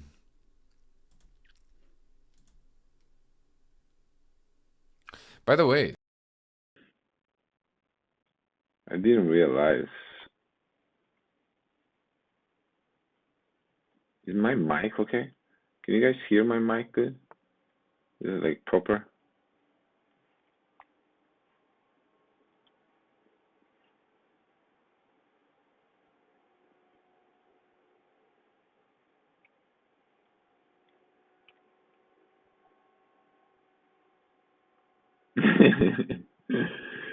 God. This is the area, bro. This is the area. You've come to the right area. Bishop e5. It's muffled. The sound is muffled. Okay, I think. Let's go bishop d6 to try to get rid of that active bishop. Active and annoying bishop.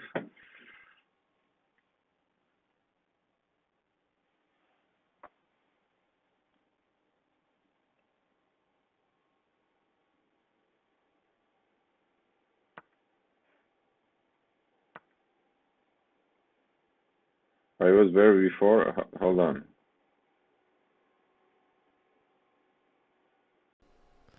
okay. Test. Is it better now? Should be better now, I think.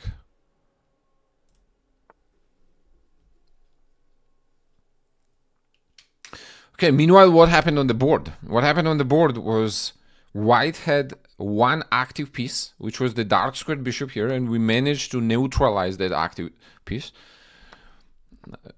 Even though for our knight, still, which was the defensive knight, still that was a good trade for us. And in fact, I actually just realized that the fact that we won that h2 pawn, and now White has no defense on the dark squares, that is going to allow us to give queen h4 check with checkmate to follow on the next move. It was kind of natural progression. Didn't really aim for the checkmate there, but it was a natural progression of getting the dark square bishop off the board.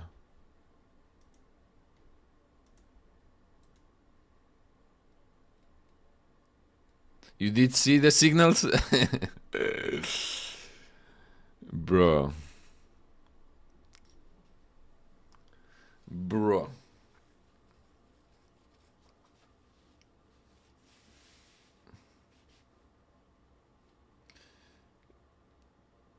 It's been way overdue. Way overdue. What you got going on, bro? I saw you built a sauna. You built a sauna at your place, right?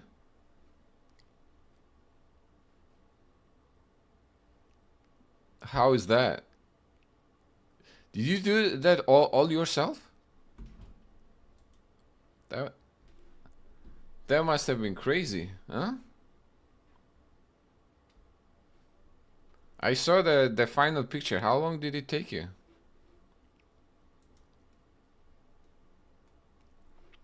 Ethan. Likewise, man. So let's take a look. Bishop h2 actually is not a blunder. Okay? Because you can take king takes h2. And the point is, well, it's a little bit of a blunder, but it's still unclear somewhat because knight g4, king g3, and point is g5, and you have this crazy move bishop f5. Well, I guess it's not that crazy actually. Makes a lot of sense, but the point is, obviously, after taking on h4, you're trying to cut off the diagonal, right? Bishop's control of the light square diagonal here, c8, h3. Now, after g takes h4, you cannot take the knight because there's queen g5. And you gotta lose a queen there in the game, pretty much. So you have to move the king to h3.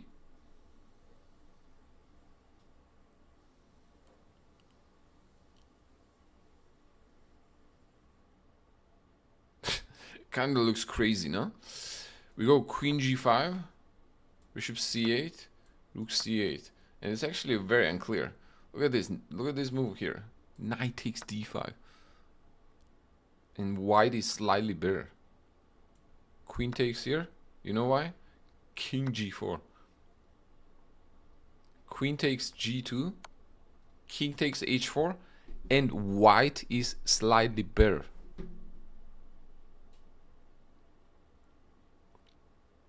Welcome to the modern chess.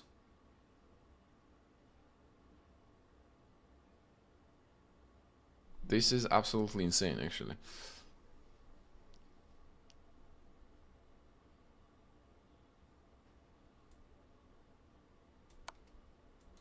King g4 and then knight to g3 and then king hides away there.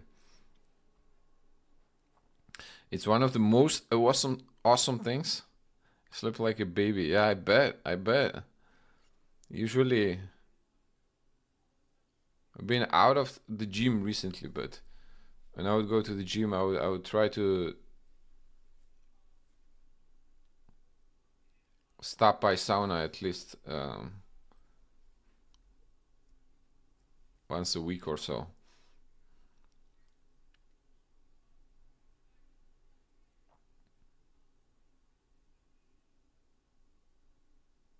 Are kids into it?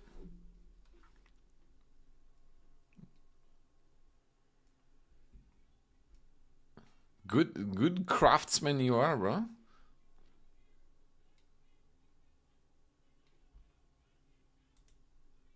You rather be black in this slightly? No, actually, white is like borderline winning because queen g2, knight g3. And this king is super safe there.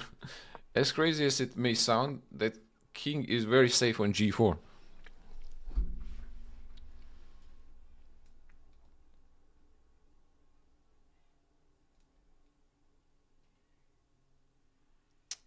And also, you kind of don't have a choice. If you blunder bishop h2, if you forget about bishop h2, then you have no choice, really. The correct move after king h3 is h5, though. This is what black needs to know. Bishop c8, queen c8. And then basically white is in trouble here. h5 is a must know for black. I think I played this position once, and my move was Queen G5, and it's not as good. Give me a second, ladies and gentlemen.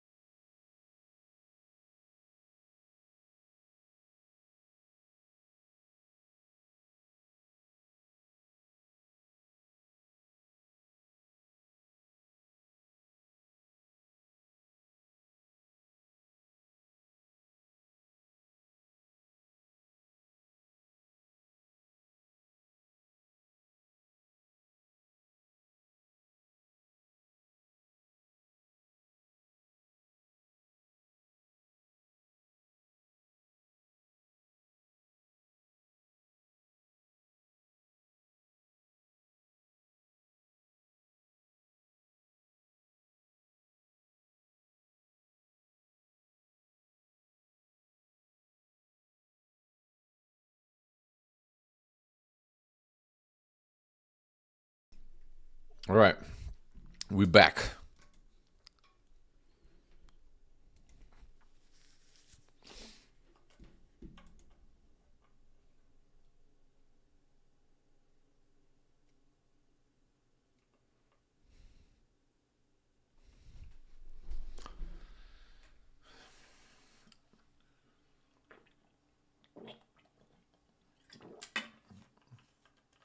Bro, your metabolism is gonna be crazy.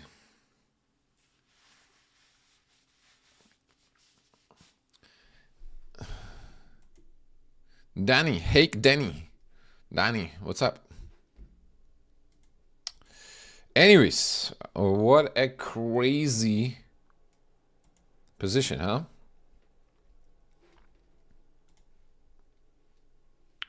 Were there more challengers? Or what was going?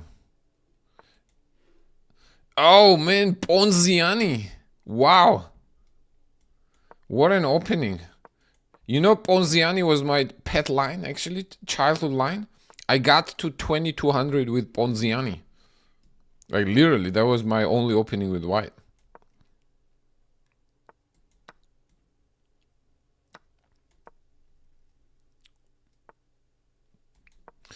Before Levy...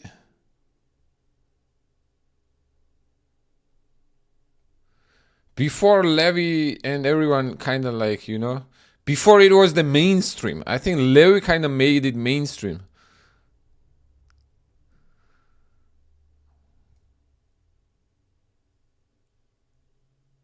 I was playing Ponziani when like no one knew about it. Like when there were a lot of times when people literally thought that it was like my novelty. It's like, what on earth is this?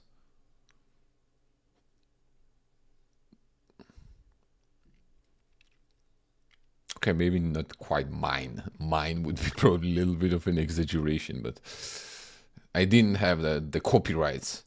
But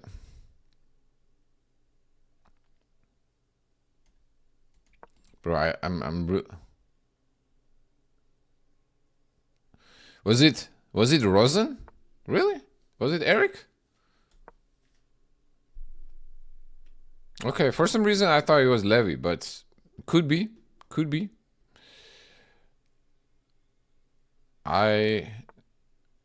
do not think that I'm very much up to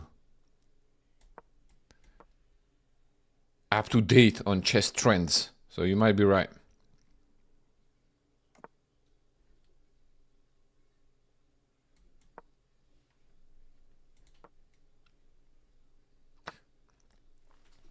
Actually, I'm now realizing that I'm not playing. I'm playing like a good player.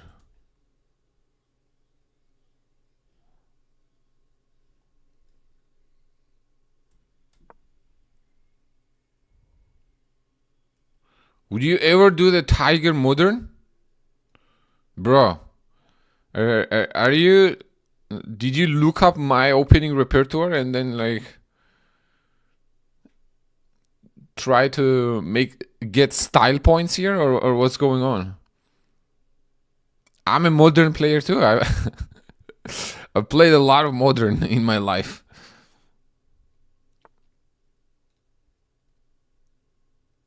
No, for real.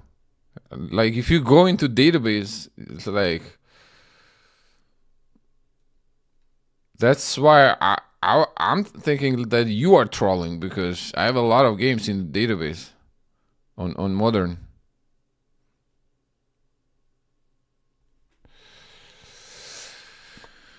What is going on in this position though?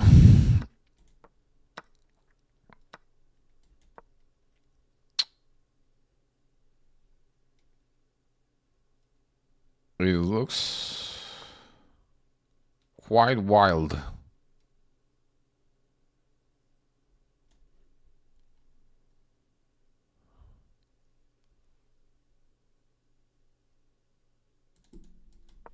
Let's go here. Oh, he goes queen e3. Check. Ah, this is hanging though. What? What? Bro is fearless.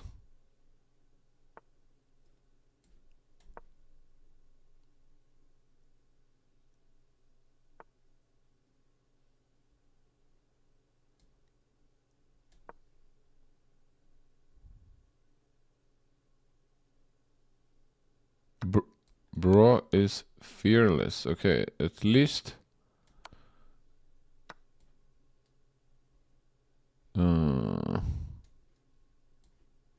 we should be winning something here, no?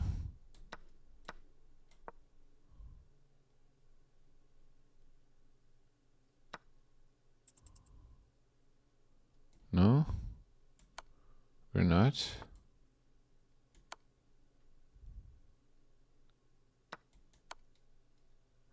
Oh my god.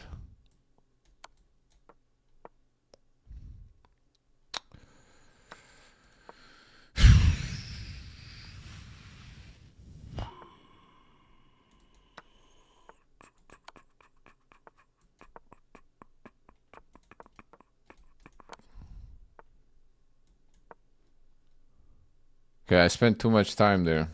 Now I'm just vlogging. I spent too much time there, like yapping. But we are for sure winning somewhere here, no? Wow, King G3 was a correct move, actually.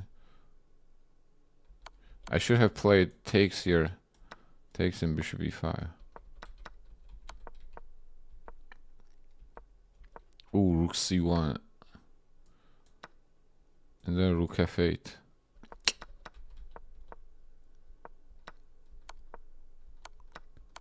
Wow, we are not winning this, huh? I thought I for sure missed a win here.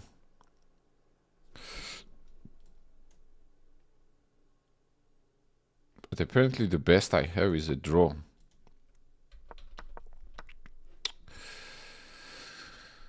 Draw.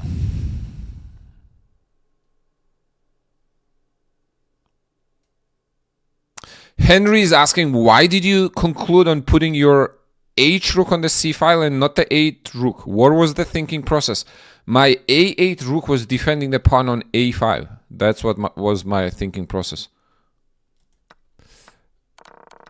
although after I put my f rook on c8, I did realize that my opponent actually had knight c7 move.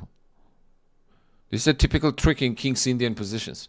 Knight goes to c7, and point is then rook b8, bishop a7, and that rook gets trapped on b8.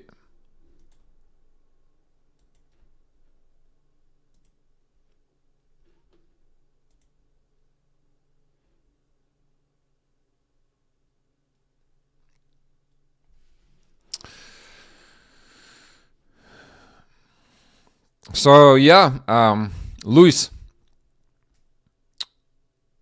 modern. So my progression, opening progression was, I guess, you have to try.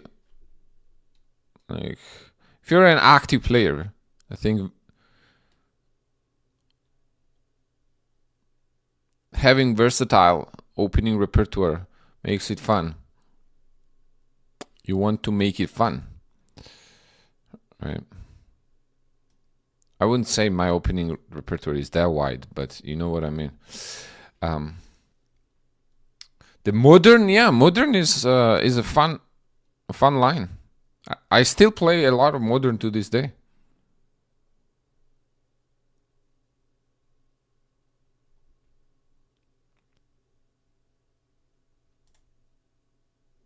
Oh, bishop h6, yeah.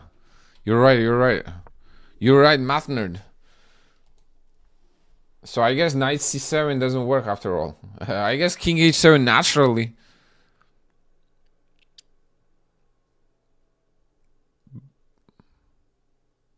But you kind of can play modern in with intuition too. You gotta have some cojones to play it with intuition, but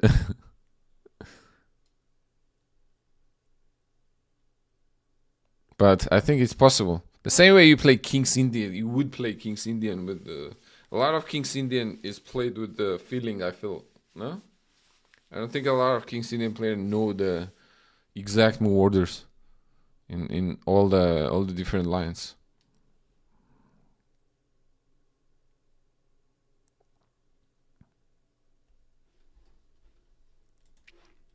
No one wants to play? Alright, let's see if... Please play e5. Oh!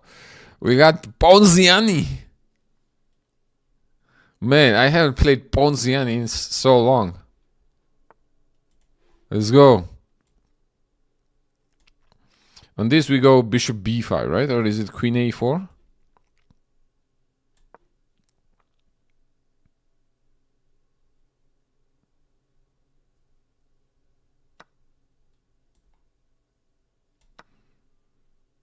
Okay, we take on e4. Now there is a pin here. Yeah, d4 is d4 a move? Yeah. Man, I forgot the lines here.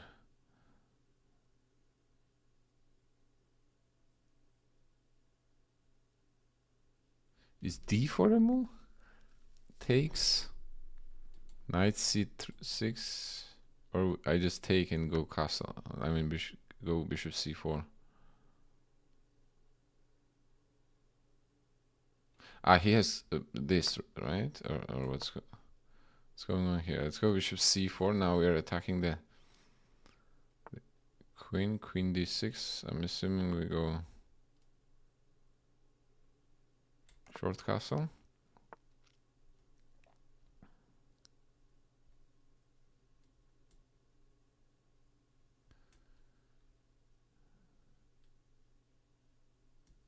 Let's go d3. Right here we go okay. We go take technically.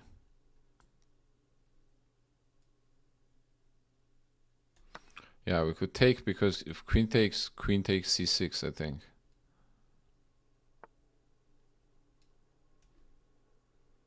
Bishop f4. With the glorious position.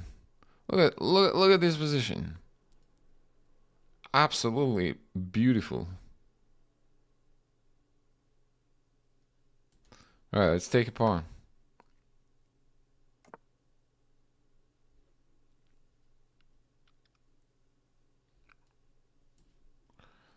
And I guess we'll.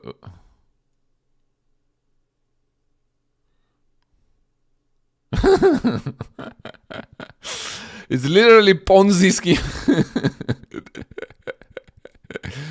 It is a Ponzi scheme. It's literally a Ponziani scheme.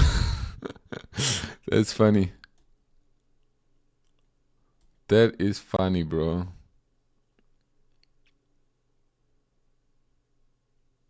Wait, we could have. Okay. Let's not mess this up. Let's not mess this up.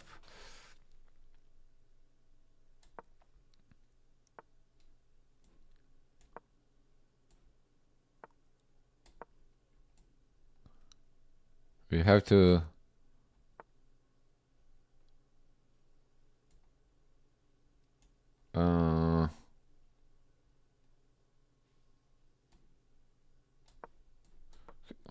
Okay.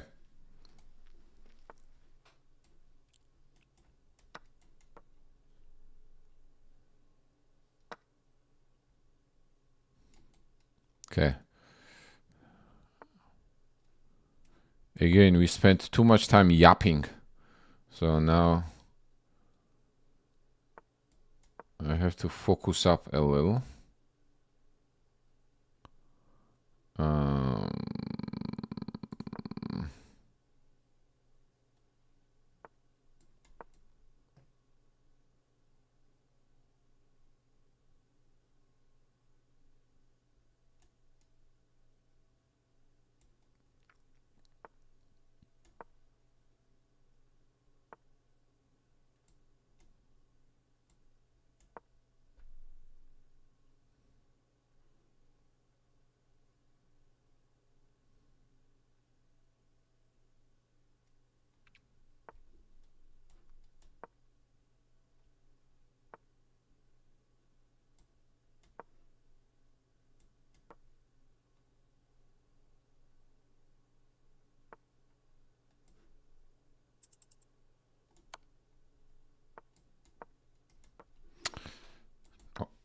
Okay.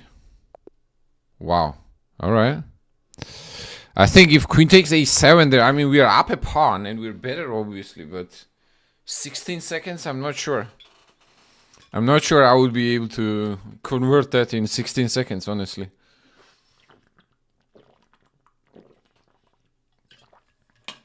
But I'm glad our Ponzi scheme worked.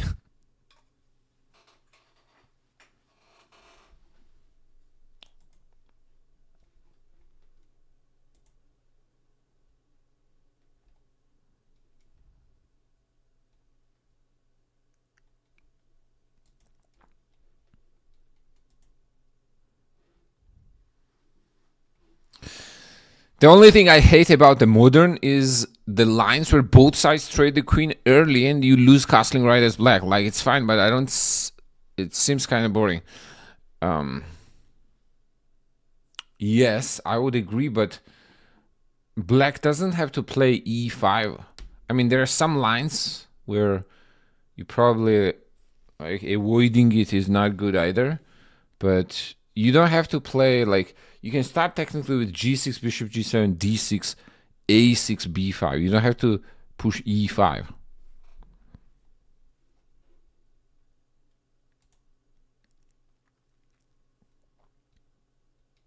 Okay, can we Ponzi scheme this guy too?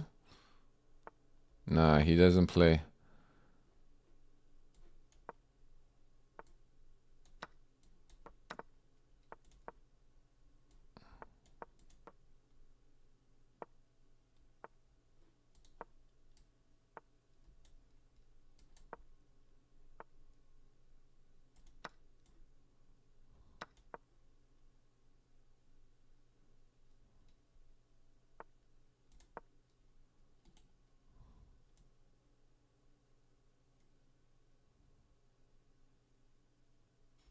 So I'm gonna try to get d4 in.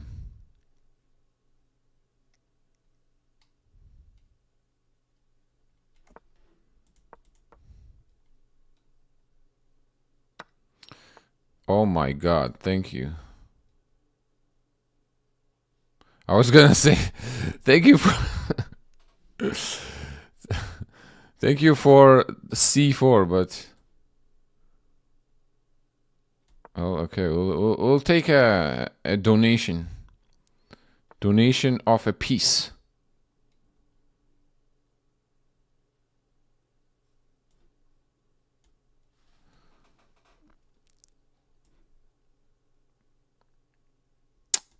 Okay.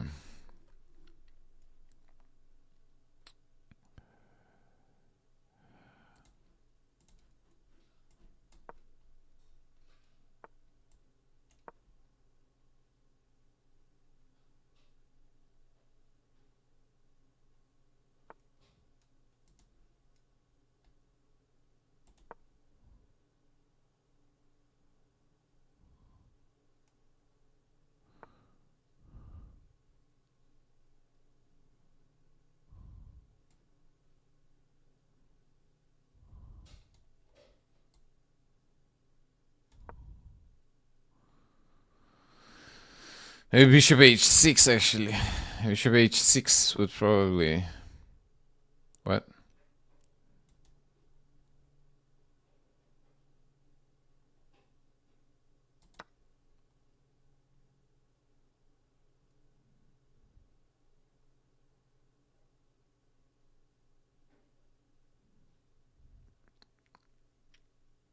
I'm not sure what if I just took bishop c3 either.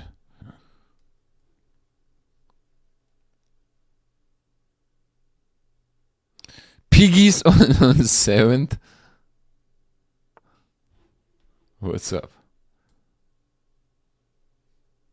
Come on, bro. There's no way. There is no way you survive here. Is there a way you can survive here? You tell me.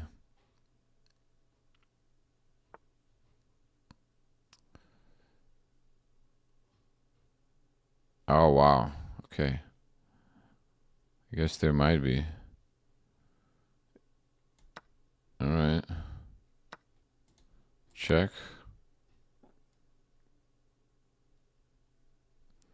So he covered the h5 square, but... Man.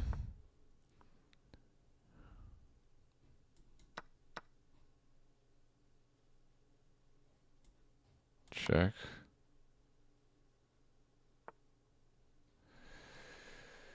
Bro. Bro.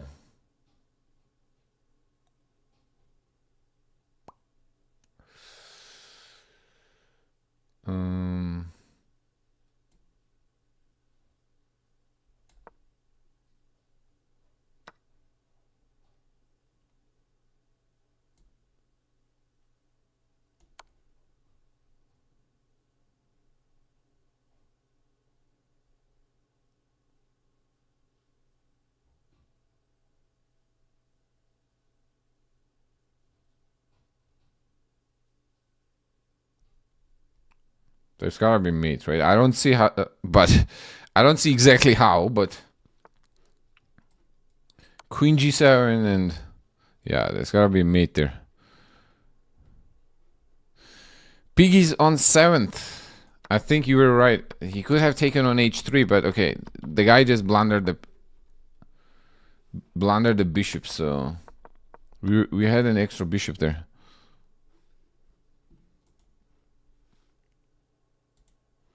But that was a hefty win. 29-10. He was more than that actually. He was 29.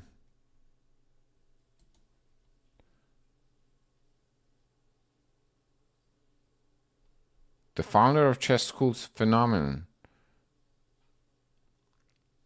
In Russia, there are 35 branches in 25 cities. Wow.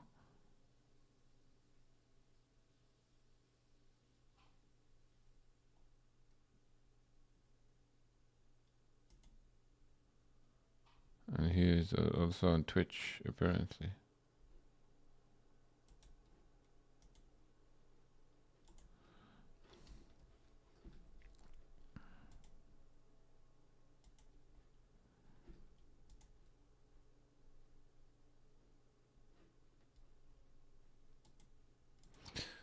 All right, last game.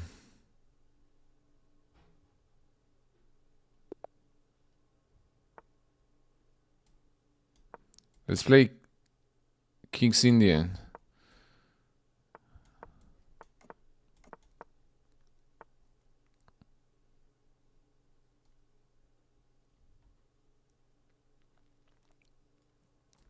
I didn't. I was 7-2 against the guy.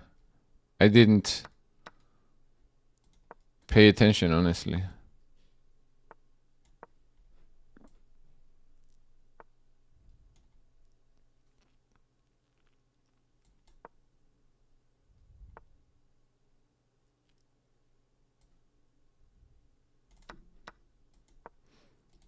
How is he gonna defend here? C3 was a little off. I think C3 was weird.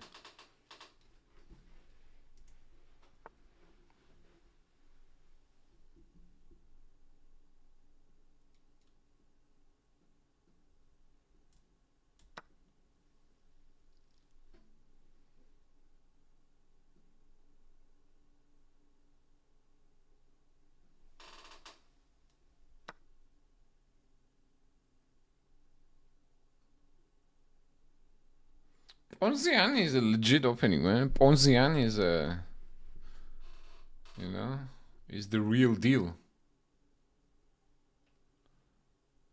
I loved my times of playing Ponziani. I was trying to set up for this trick, rook c7 and rook d7, actually attacking that, and now, boom. I think there's gonna be some problems here. But let's see. We could technically just simply move the knight c4 is one discovered. But what if you just go knight g4 though?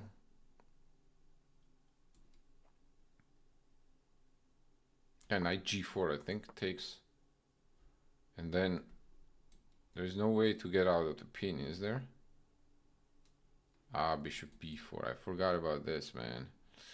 Should have taken knight. Ah, you know what? I can take here and then take here.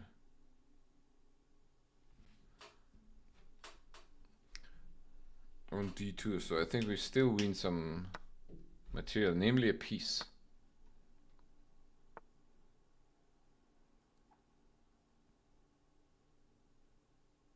I have to rook f2, queen goes here, queen e1.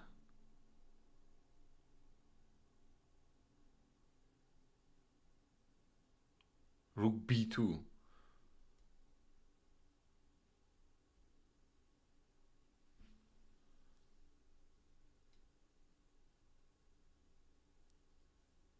It's probably unnecessary, but let's go for it. I feel like we're making it difficult for ourselves, but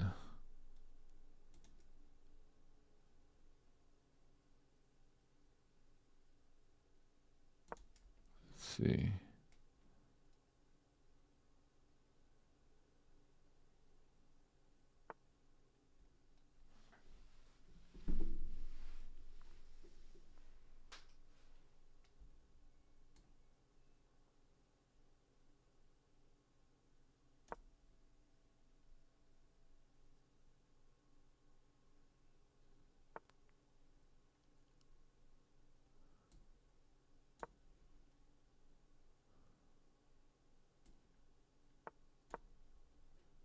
Now,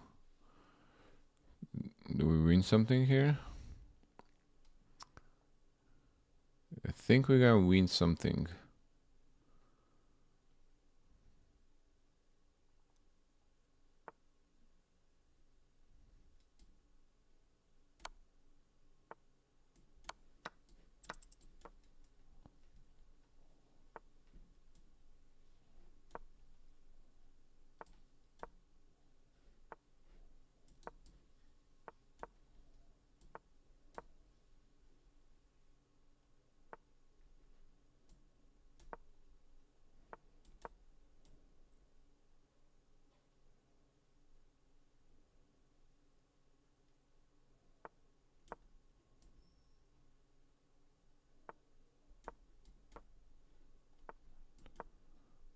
see. See if we can.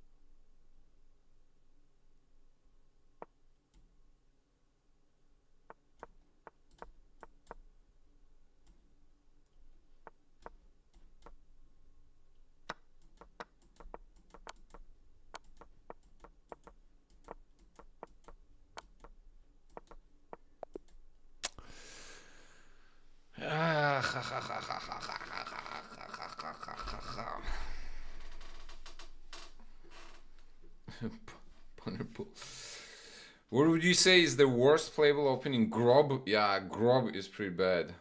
Grob is pretty bad, yeah. It weakens your position too much. Probably also H4. One H4. But G4 is probably the single most damaging move on the first move for sure.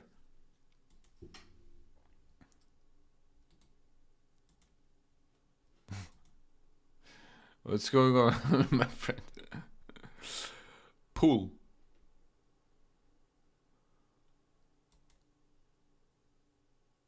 Code, chess, bad relationship advice. Jude, what's going on, my friend? Bro, that's funny.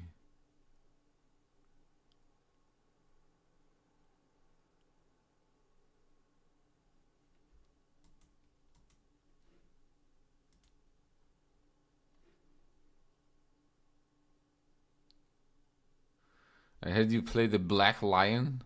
No, what is that? Hey, Andrew. Good morning.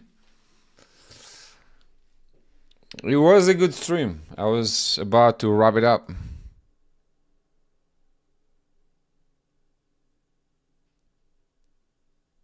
Let's see. There is a question. Clown World, my man, is asking, when you finish your games, is the ELO rating on analysis close to your actual rating, or is it way off? That's a good question. Sometimes it is off, but for the most part, I think it's okay. Here we go. In this game, it's saying that I played around 3000 level.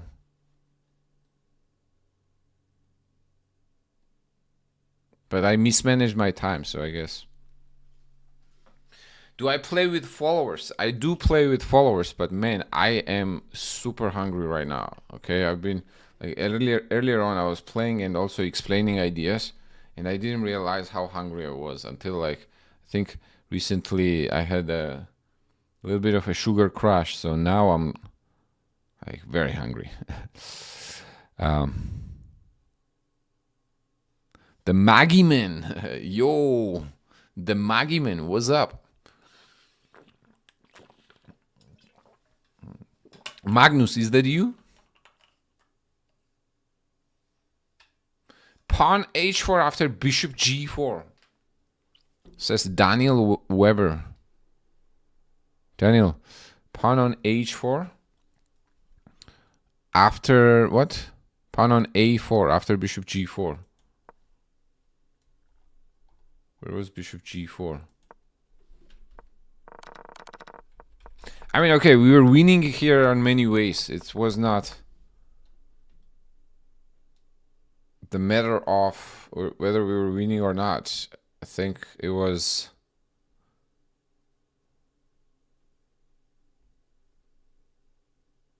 the time management issue. But honestly, not losing this game, having only 3 seconds here, and not losing is kind of still not bad, honestly. I would take white versus 3 seconds here any day. Magnus from Walmart or Magnus from Temu.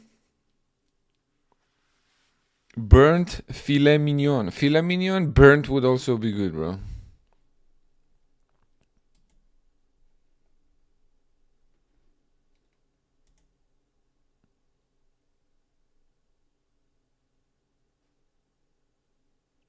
It includes your ELO in the calculation.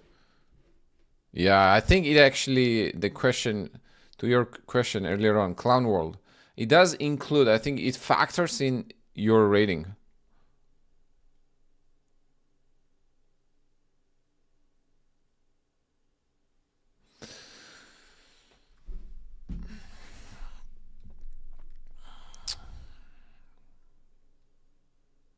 Anyways, let me talk about my course, actually, that is free right now.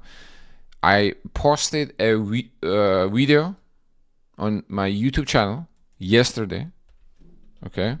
How to calculate, about the calculation,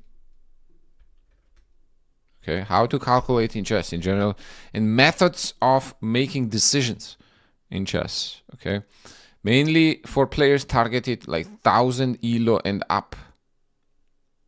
So check out the video, but please, whenever you're ready, okay? What I mean by that, it's a 1 hour video. It's like 50 something minutes, okay? So I would appreciate you watching it in full. Meaning that, like, if you do decide to watch it, if you don't, obviously, like, if you're not past 1000 rating, there are other ways to build up to that point. It's probably going to be very confusing. It's actually a theory heavy. Originally, it was gonna be a video, just a simple video, but then I made a presentation on it, and I feel like calculation and methods of making decisions is something that is worth spending your time early this year, so you lay a good foundation. And even if you are good, honestly, like 2000 plus, I think it can still benefit. Okay, I have included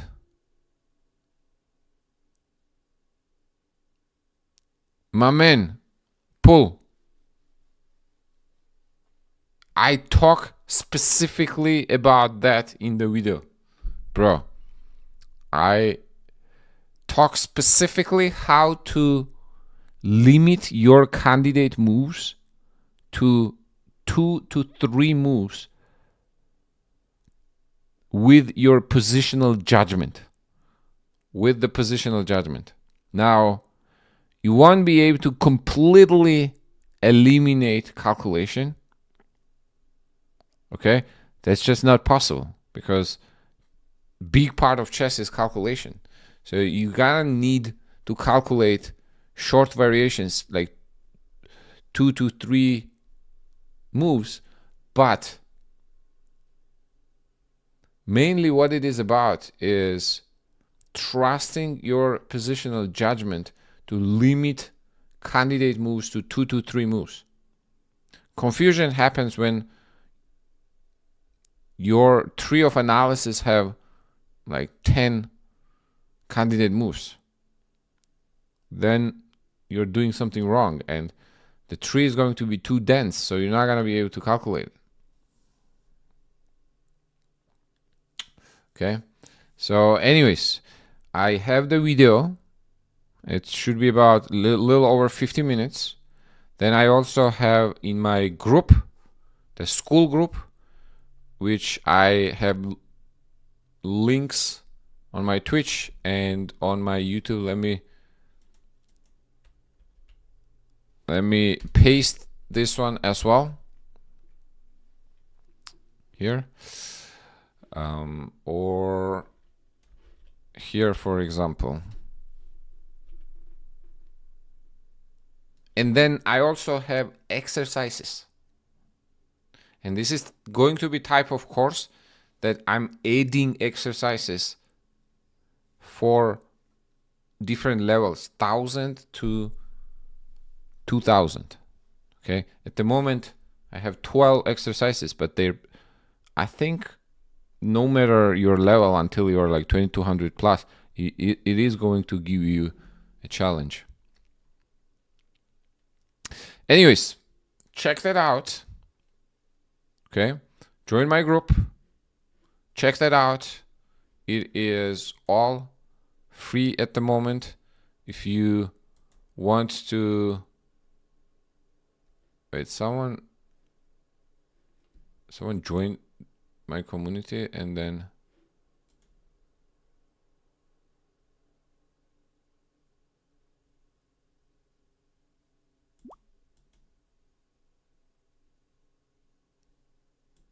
Okay, I don't know what happened here. But I saw the membership request coming in, and I guess they canceled it.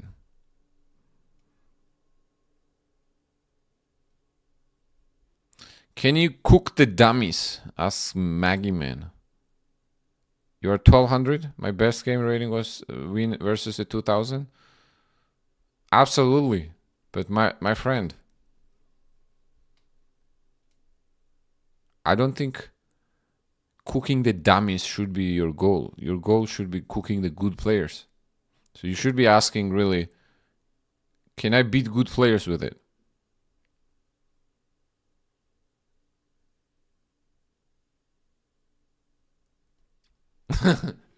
Very good answer. You don't need a course to cook dummies. You need an oven. Very true, very true.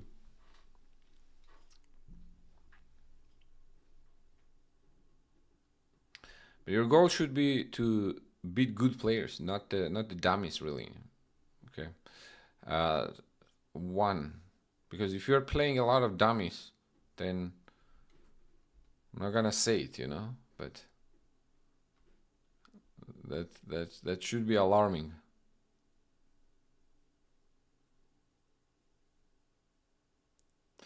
What is the best advice to get better? I'm 1700 rapid, but 1150 blitz. Oh, bro. So, my friend, you don't like to play fast. So, are you trying to get better at blitz? Is that what you're asking? Or you want to keep increasing your rapid? Honestly, if you say that, hey, I don't care that much about blitz, that is totally fine. I know a lot of players that simply don't care about blitz and don't care about playing fast.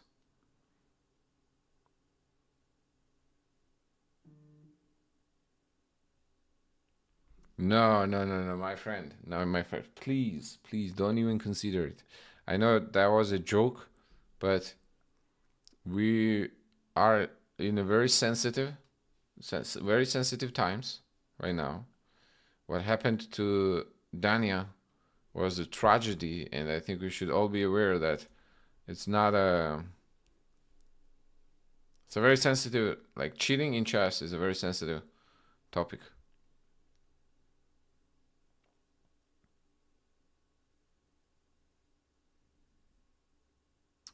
I want to beat chess hustlers and they play blitz. They take all my money.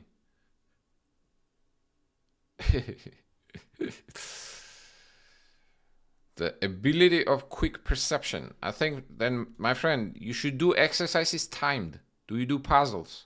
You should do them timed. Like, try to do puzzles and time yourself. Okay?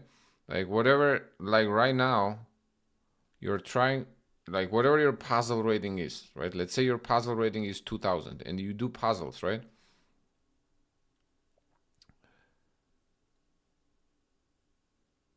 Try to time yourself and then improve the speed, like the average time spent per position.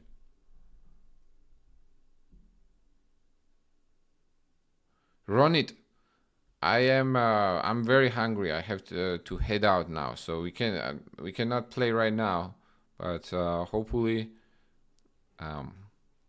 we can catch each other next time. Is there a huge difference between CM, FM, and IM? I would say yes.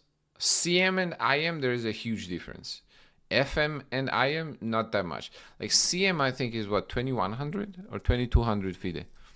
2200. 2200 and 2400, meaning like CM and IM, is a pretty big difference. But FM and IM, a lot of times are actually quite close. But depending though, like if you can be FM and lower 2300s, and if you compare yourself to higher 2400s, difference is probably still big. But there can be FM that is 2390, let's say. They haven't touched 2400 yet. And there is an IM that is 2410 or 2417 like we did. So in that case, difference probably would not be that big. I would say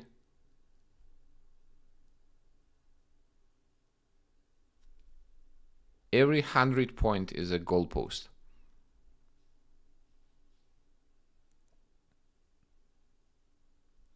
Okay, so Oneira. Let me tell you this way, my friend. You should stat when you do puzzles. Yes, first of all, I would recommend doing them every day, like 15 to 20 minutes a day at least. Okay. And when you do that, at least 20 minutes of puzzles a day, you want to go through the good quality candidate move selection process. Okay, that's actually what I was saying that my video is really about, that I posted yesterday, methods of making decisions. Okay, going through checks, captures, threats in that hierarchy. Okay, then evaluating the position and using that positional judgment to limit candidate moves to only 2 to 3. Okay, so you go through this process, right? When you do the puzzle. Okay, let's say I'm gonna give you an example here. Okay, puzzles. Let me show you one example. For example, okay, this is the position. Now this looks pretty easy here, but it would be candidate moves. First, we would evaluate the position, and we see that rook versus rook, knight versus bishops, and 4 pawns versus 4 pawns, right? So the evaluation is approximately equal right now, but white's pawn structure looks better. What are our active moves? We do not have good checks. I guess we have one check, but we have to consider it. But throughout the span, like when you do puzzles, you should try to get good at eliminating the ones that don't make sense.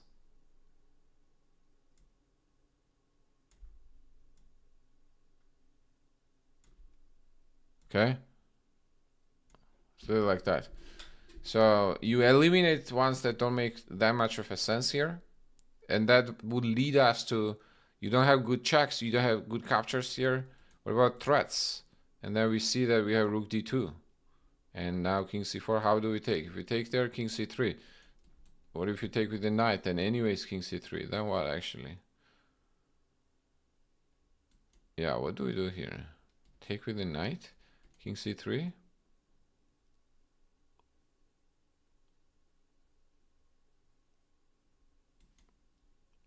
There we go. Actually, I didn't see this one, honestly.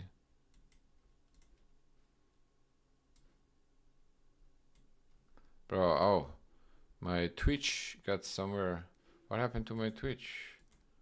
Is it twitching still? Oh, I thought it disconnected.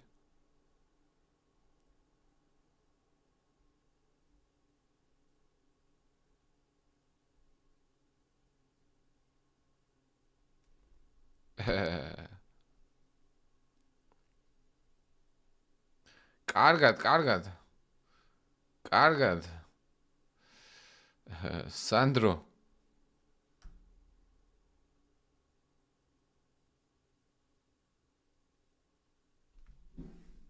დაკავებული კაცი ვარ.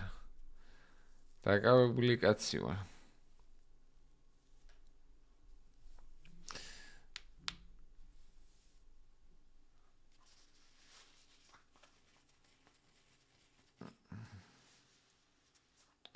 აი, კაკრას მელოდება, ეხა გვერდით ოთახში რომ ვჭამოთ.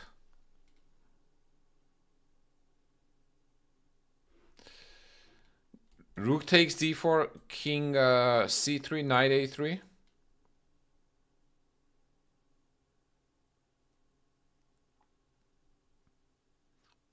Not too jakey. What's up, my mans? What's going on?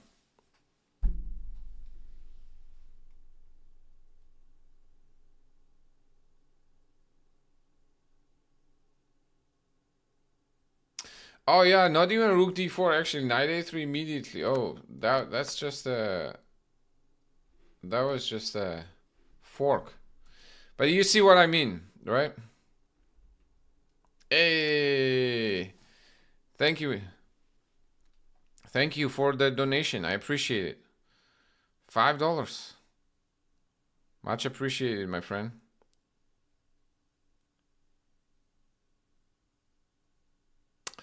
So yeah, overall, you try to then do these processes faster. You don't like improve it overnight. You don't just overnight like you learn one thing and then get better at it. Okay, but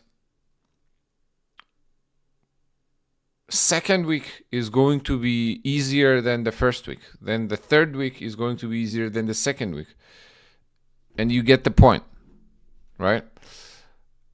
You try to increase the speed of going through these processes, not only literally like how deep you calculate.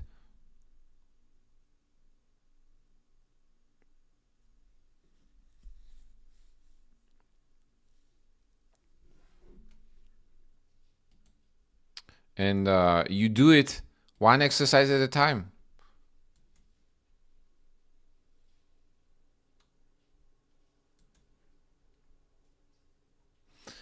And again, I do want to encourage you, my friend, to join my group. Okay, it's free. And if you have more questions, like improvement related questions, you can ask me, DM me there anytime. And I usually get back in a timely manner. And I also have actually also in there, like on YouTube, I just post the videos, but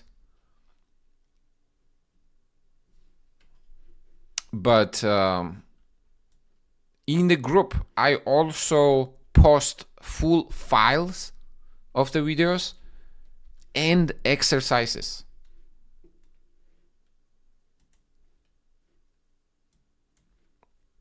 Okay, like tailored exercises to those topics that I am trying to explain in the video. There is the link. I just posted it also, and it's also in my description.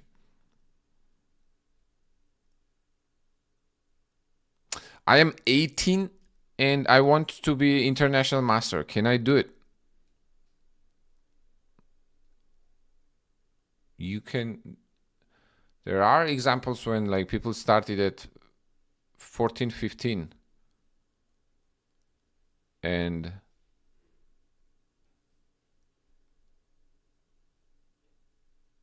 made grandmasters. So definitely possible.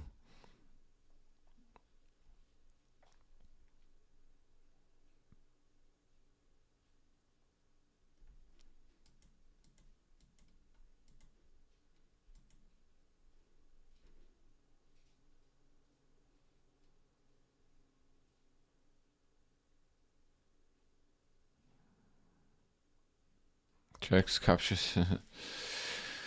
Alright, I gotta go eat, bro. I gotta go eat, boys and girls. Okay? I've had early... One more puzzle? Okay, one more puzzle. And let's go through that process. So first thing, you look at the position. You want to quickly understand what the evaluation is. Right now, if you look at it, the evaluation here is, okay, you would quickly give that queen versus queen. They cancel each other out. 2 rooks and 4 minor pieces for both sides. So in terms of the pieces, material is equal. But it looks like white just captured the g7 pawn, right? So white is up a pawn. Now, if we are playing with black here, it is giving us a hint. I'll be in trouble if you capture my queen. So we are about it. Literally, hint tells you there that like it's about the capture in the queen. So then we go through the checks, captures, and threats. Focus on checks and captures first. So your candidate move here would be, so you would want to make the list of candidate moves before you start analyzing them, going in detail.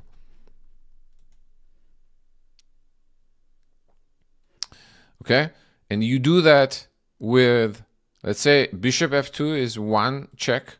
So it has to be a candidate move. What are the captures? Taking on e4, I guess, is a capture. Those 2 are the only captures, right? Then you go through the attacks, because we could probably rule out bishop f2 immediately. King will take, and we're down a piece. Take on e4. Okay, we're not really gaining that much, right? So now we go down the attacks. What are our attacks that we have? Okay, bishop d4. What does white do against the bishop d4? Where does that queen escape?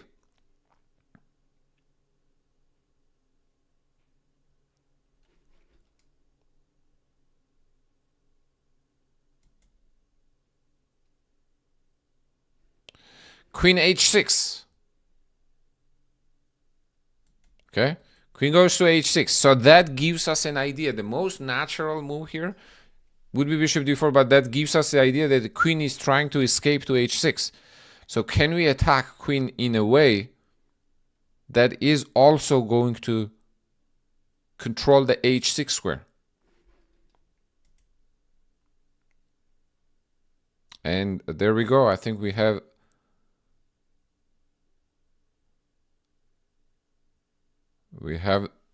the idea in hand. Exactly. Exactly, my friends. I'll wait for my YouTube chat to catch up also. Second here, so they can also solve it before saying it.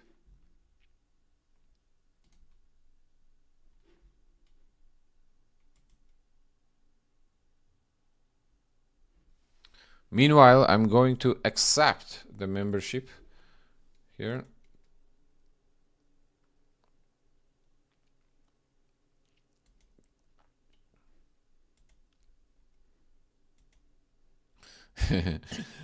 Oneira, what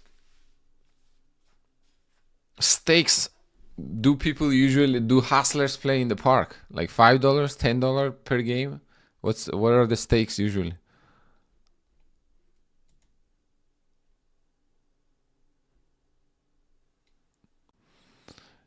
Ife, my man, Ife says, "What's up, bro? How are you?" Says queen h4 and then bishop f8. I mean bishop d4. Queen h4 is actually a pretty good try. Yes, it attacks the f2, and then we want to go bishop d4. But I think what they're gonna do is they're gonna leave the f2 pawn and probably try to take ed5, queen f2, king d1. I think that could also work actually, but we have something a lot simpler.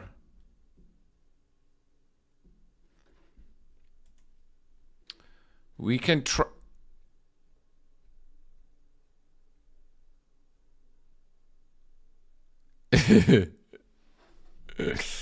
No, I know. Yeah, no, I feel you. Man. It's not really about $5 or $10. Yeah, it's about yeah, they talk trash and drive you crazy, huh?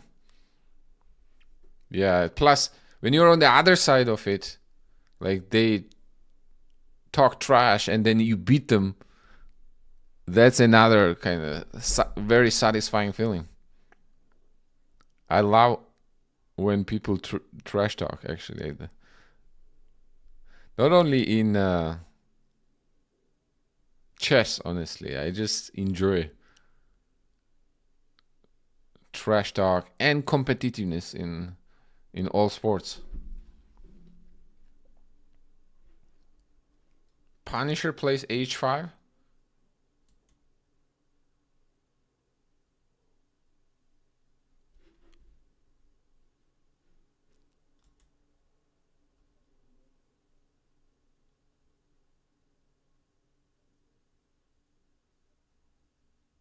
See, that's why I leave that G file alone unless I know them to.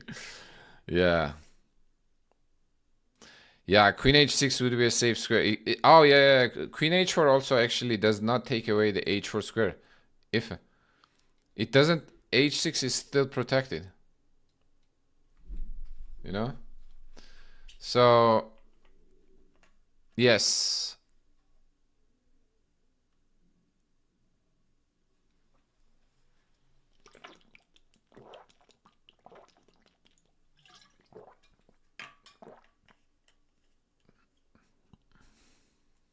So I see few.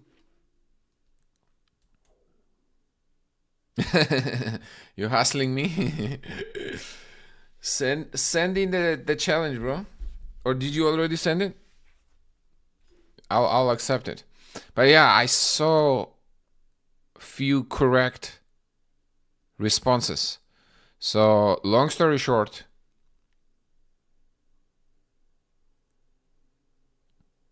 retreating moves. That's correct. We would go bishop back to f8. So first you would start thinking with the most natural moves. That is bishop d4, attacking the queen, right? But that gives you the idea queen can escape to h6. That should probably then ring the bell, but that, oh, can I attack the queen so that it would not be able to go on h6? That is going to take h6 square away from the queen. And that's where the idea of this retreating move is born. Bishop f8, and we simply trap the queen.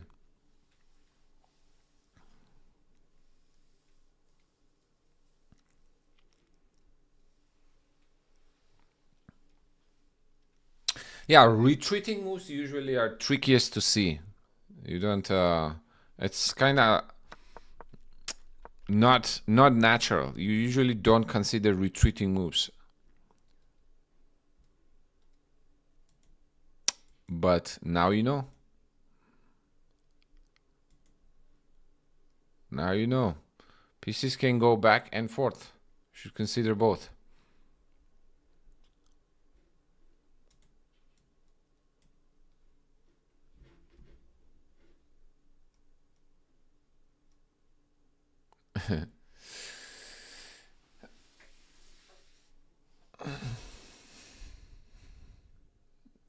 Okay, yes.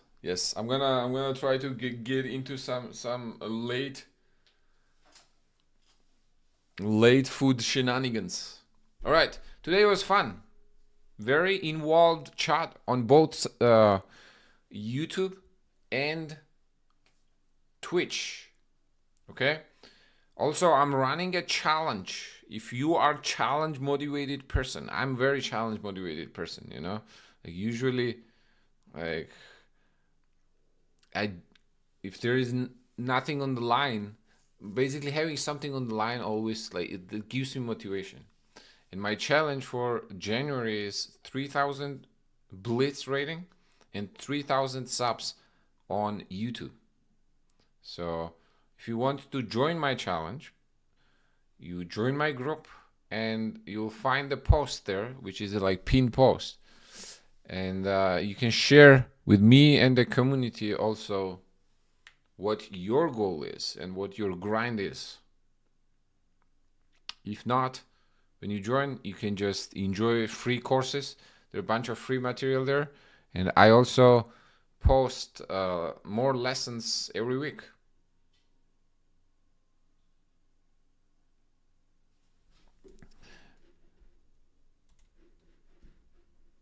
All right, my man, Sandro, I accepted your challenge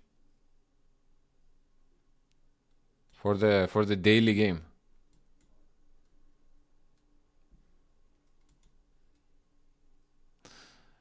All right. That being said, thank you very much for stopping by today. It was very fun, actually. I think we had a good weekend session. We gained a little bit of a rating. Good to meet all the new faces. And also good to see my people and my community.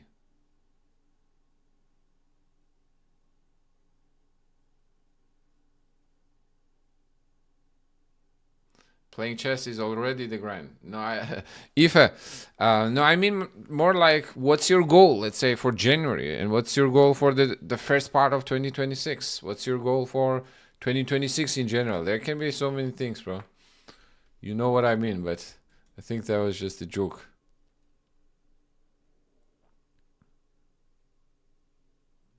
Solid elo gain and one cheater down. There we go. That's right. Best by test. Is there any specific opening that you wanna get practice on? Or you don't care what I play?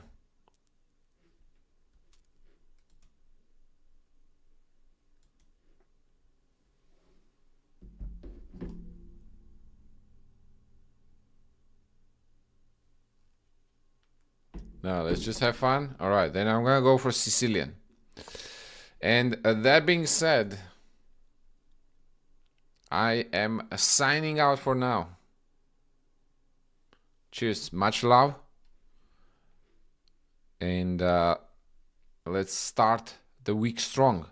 Monday tomorrow, or Monday in 20 minutes actually. So let's start the week strong. Stay sharp. And have a good night. We stay motivated, exactly.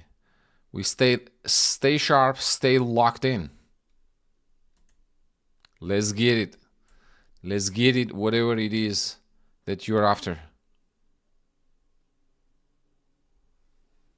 All right, peace.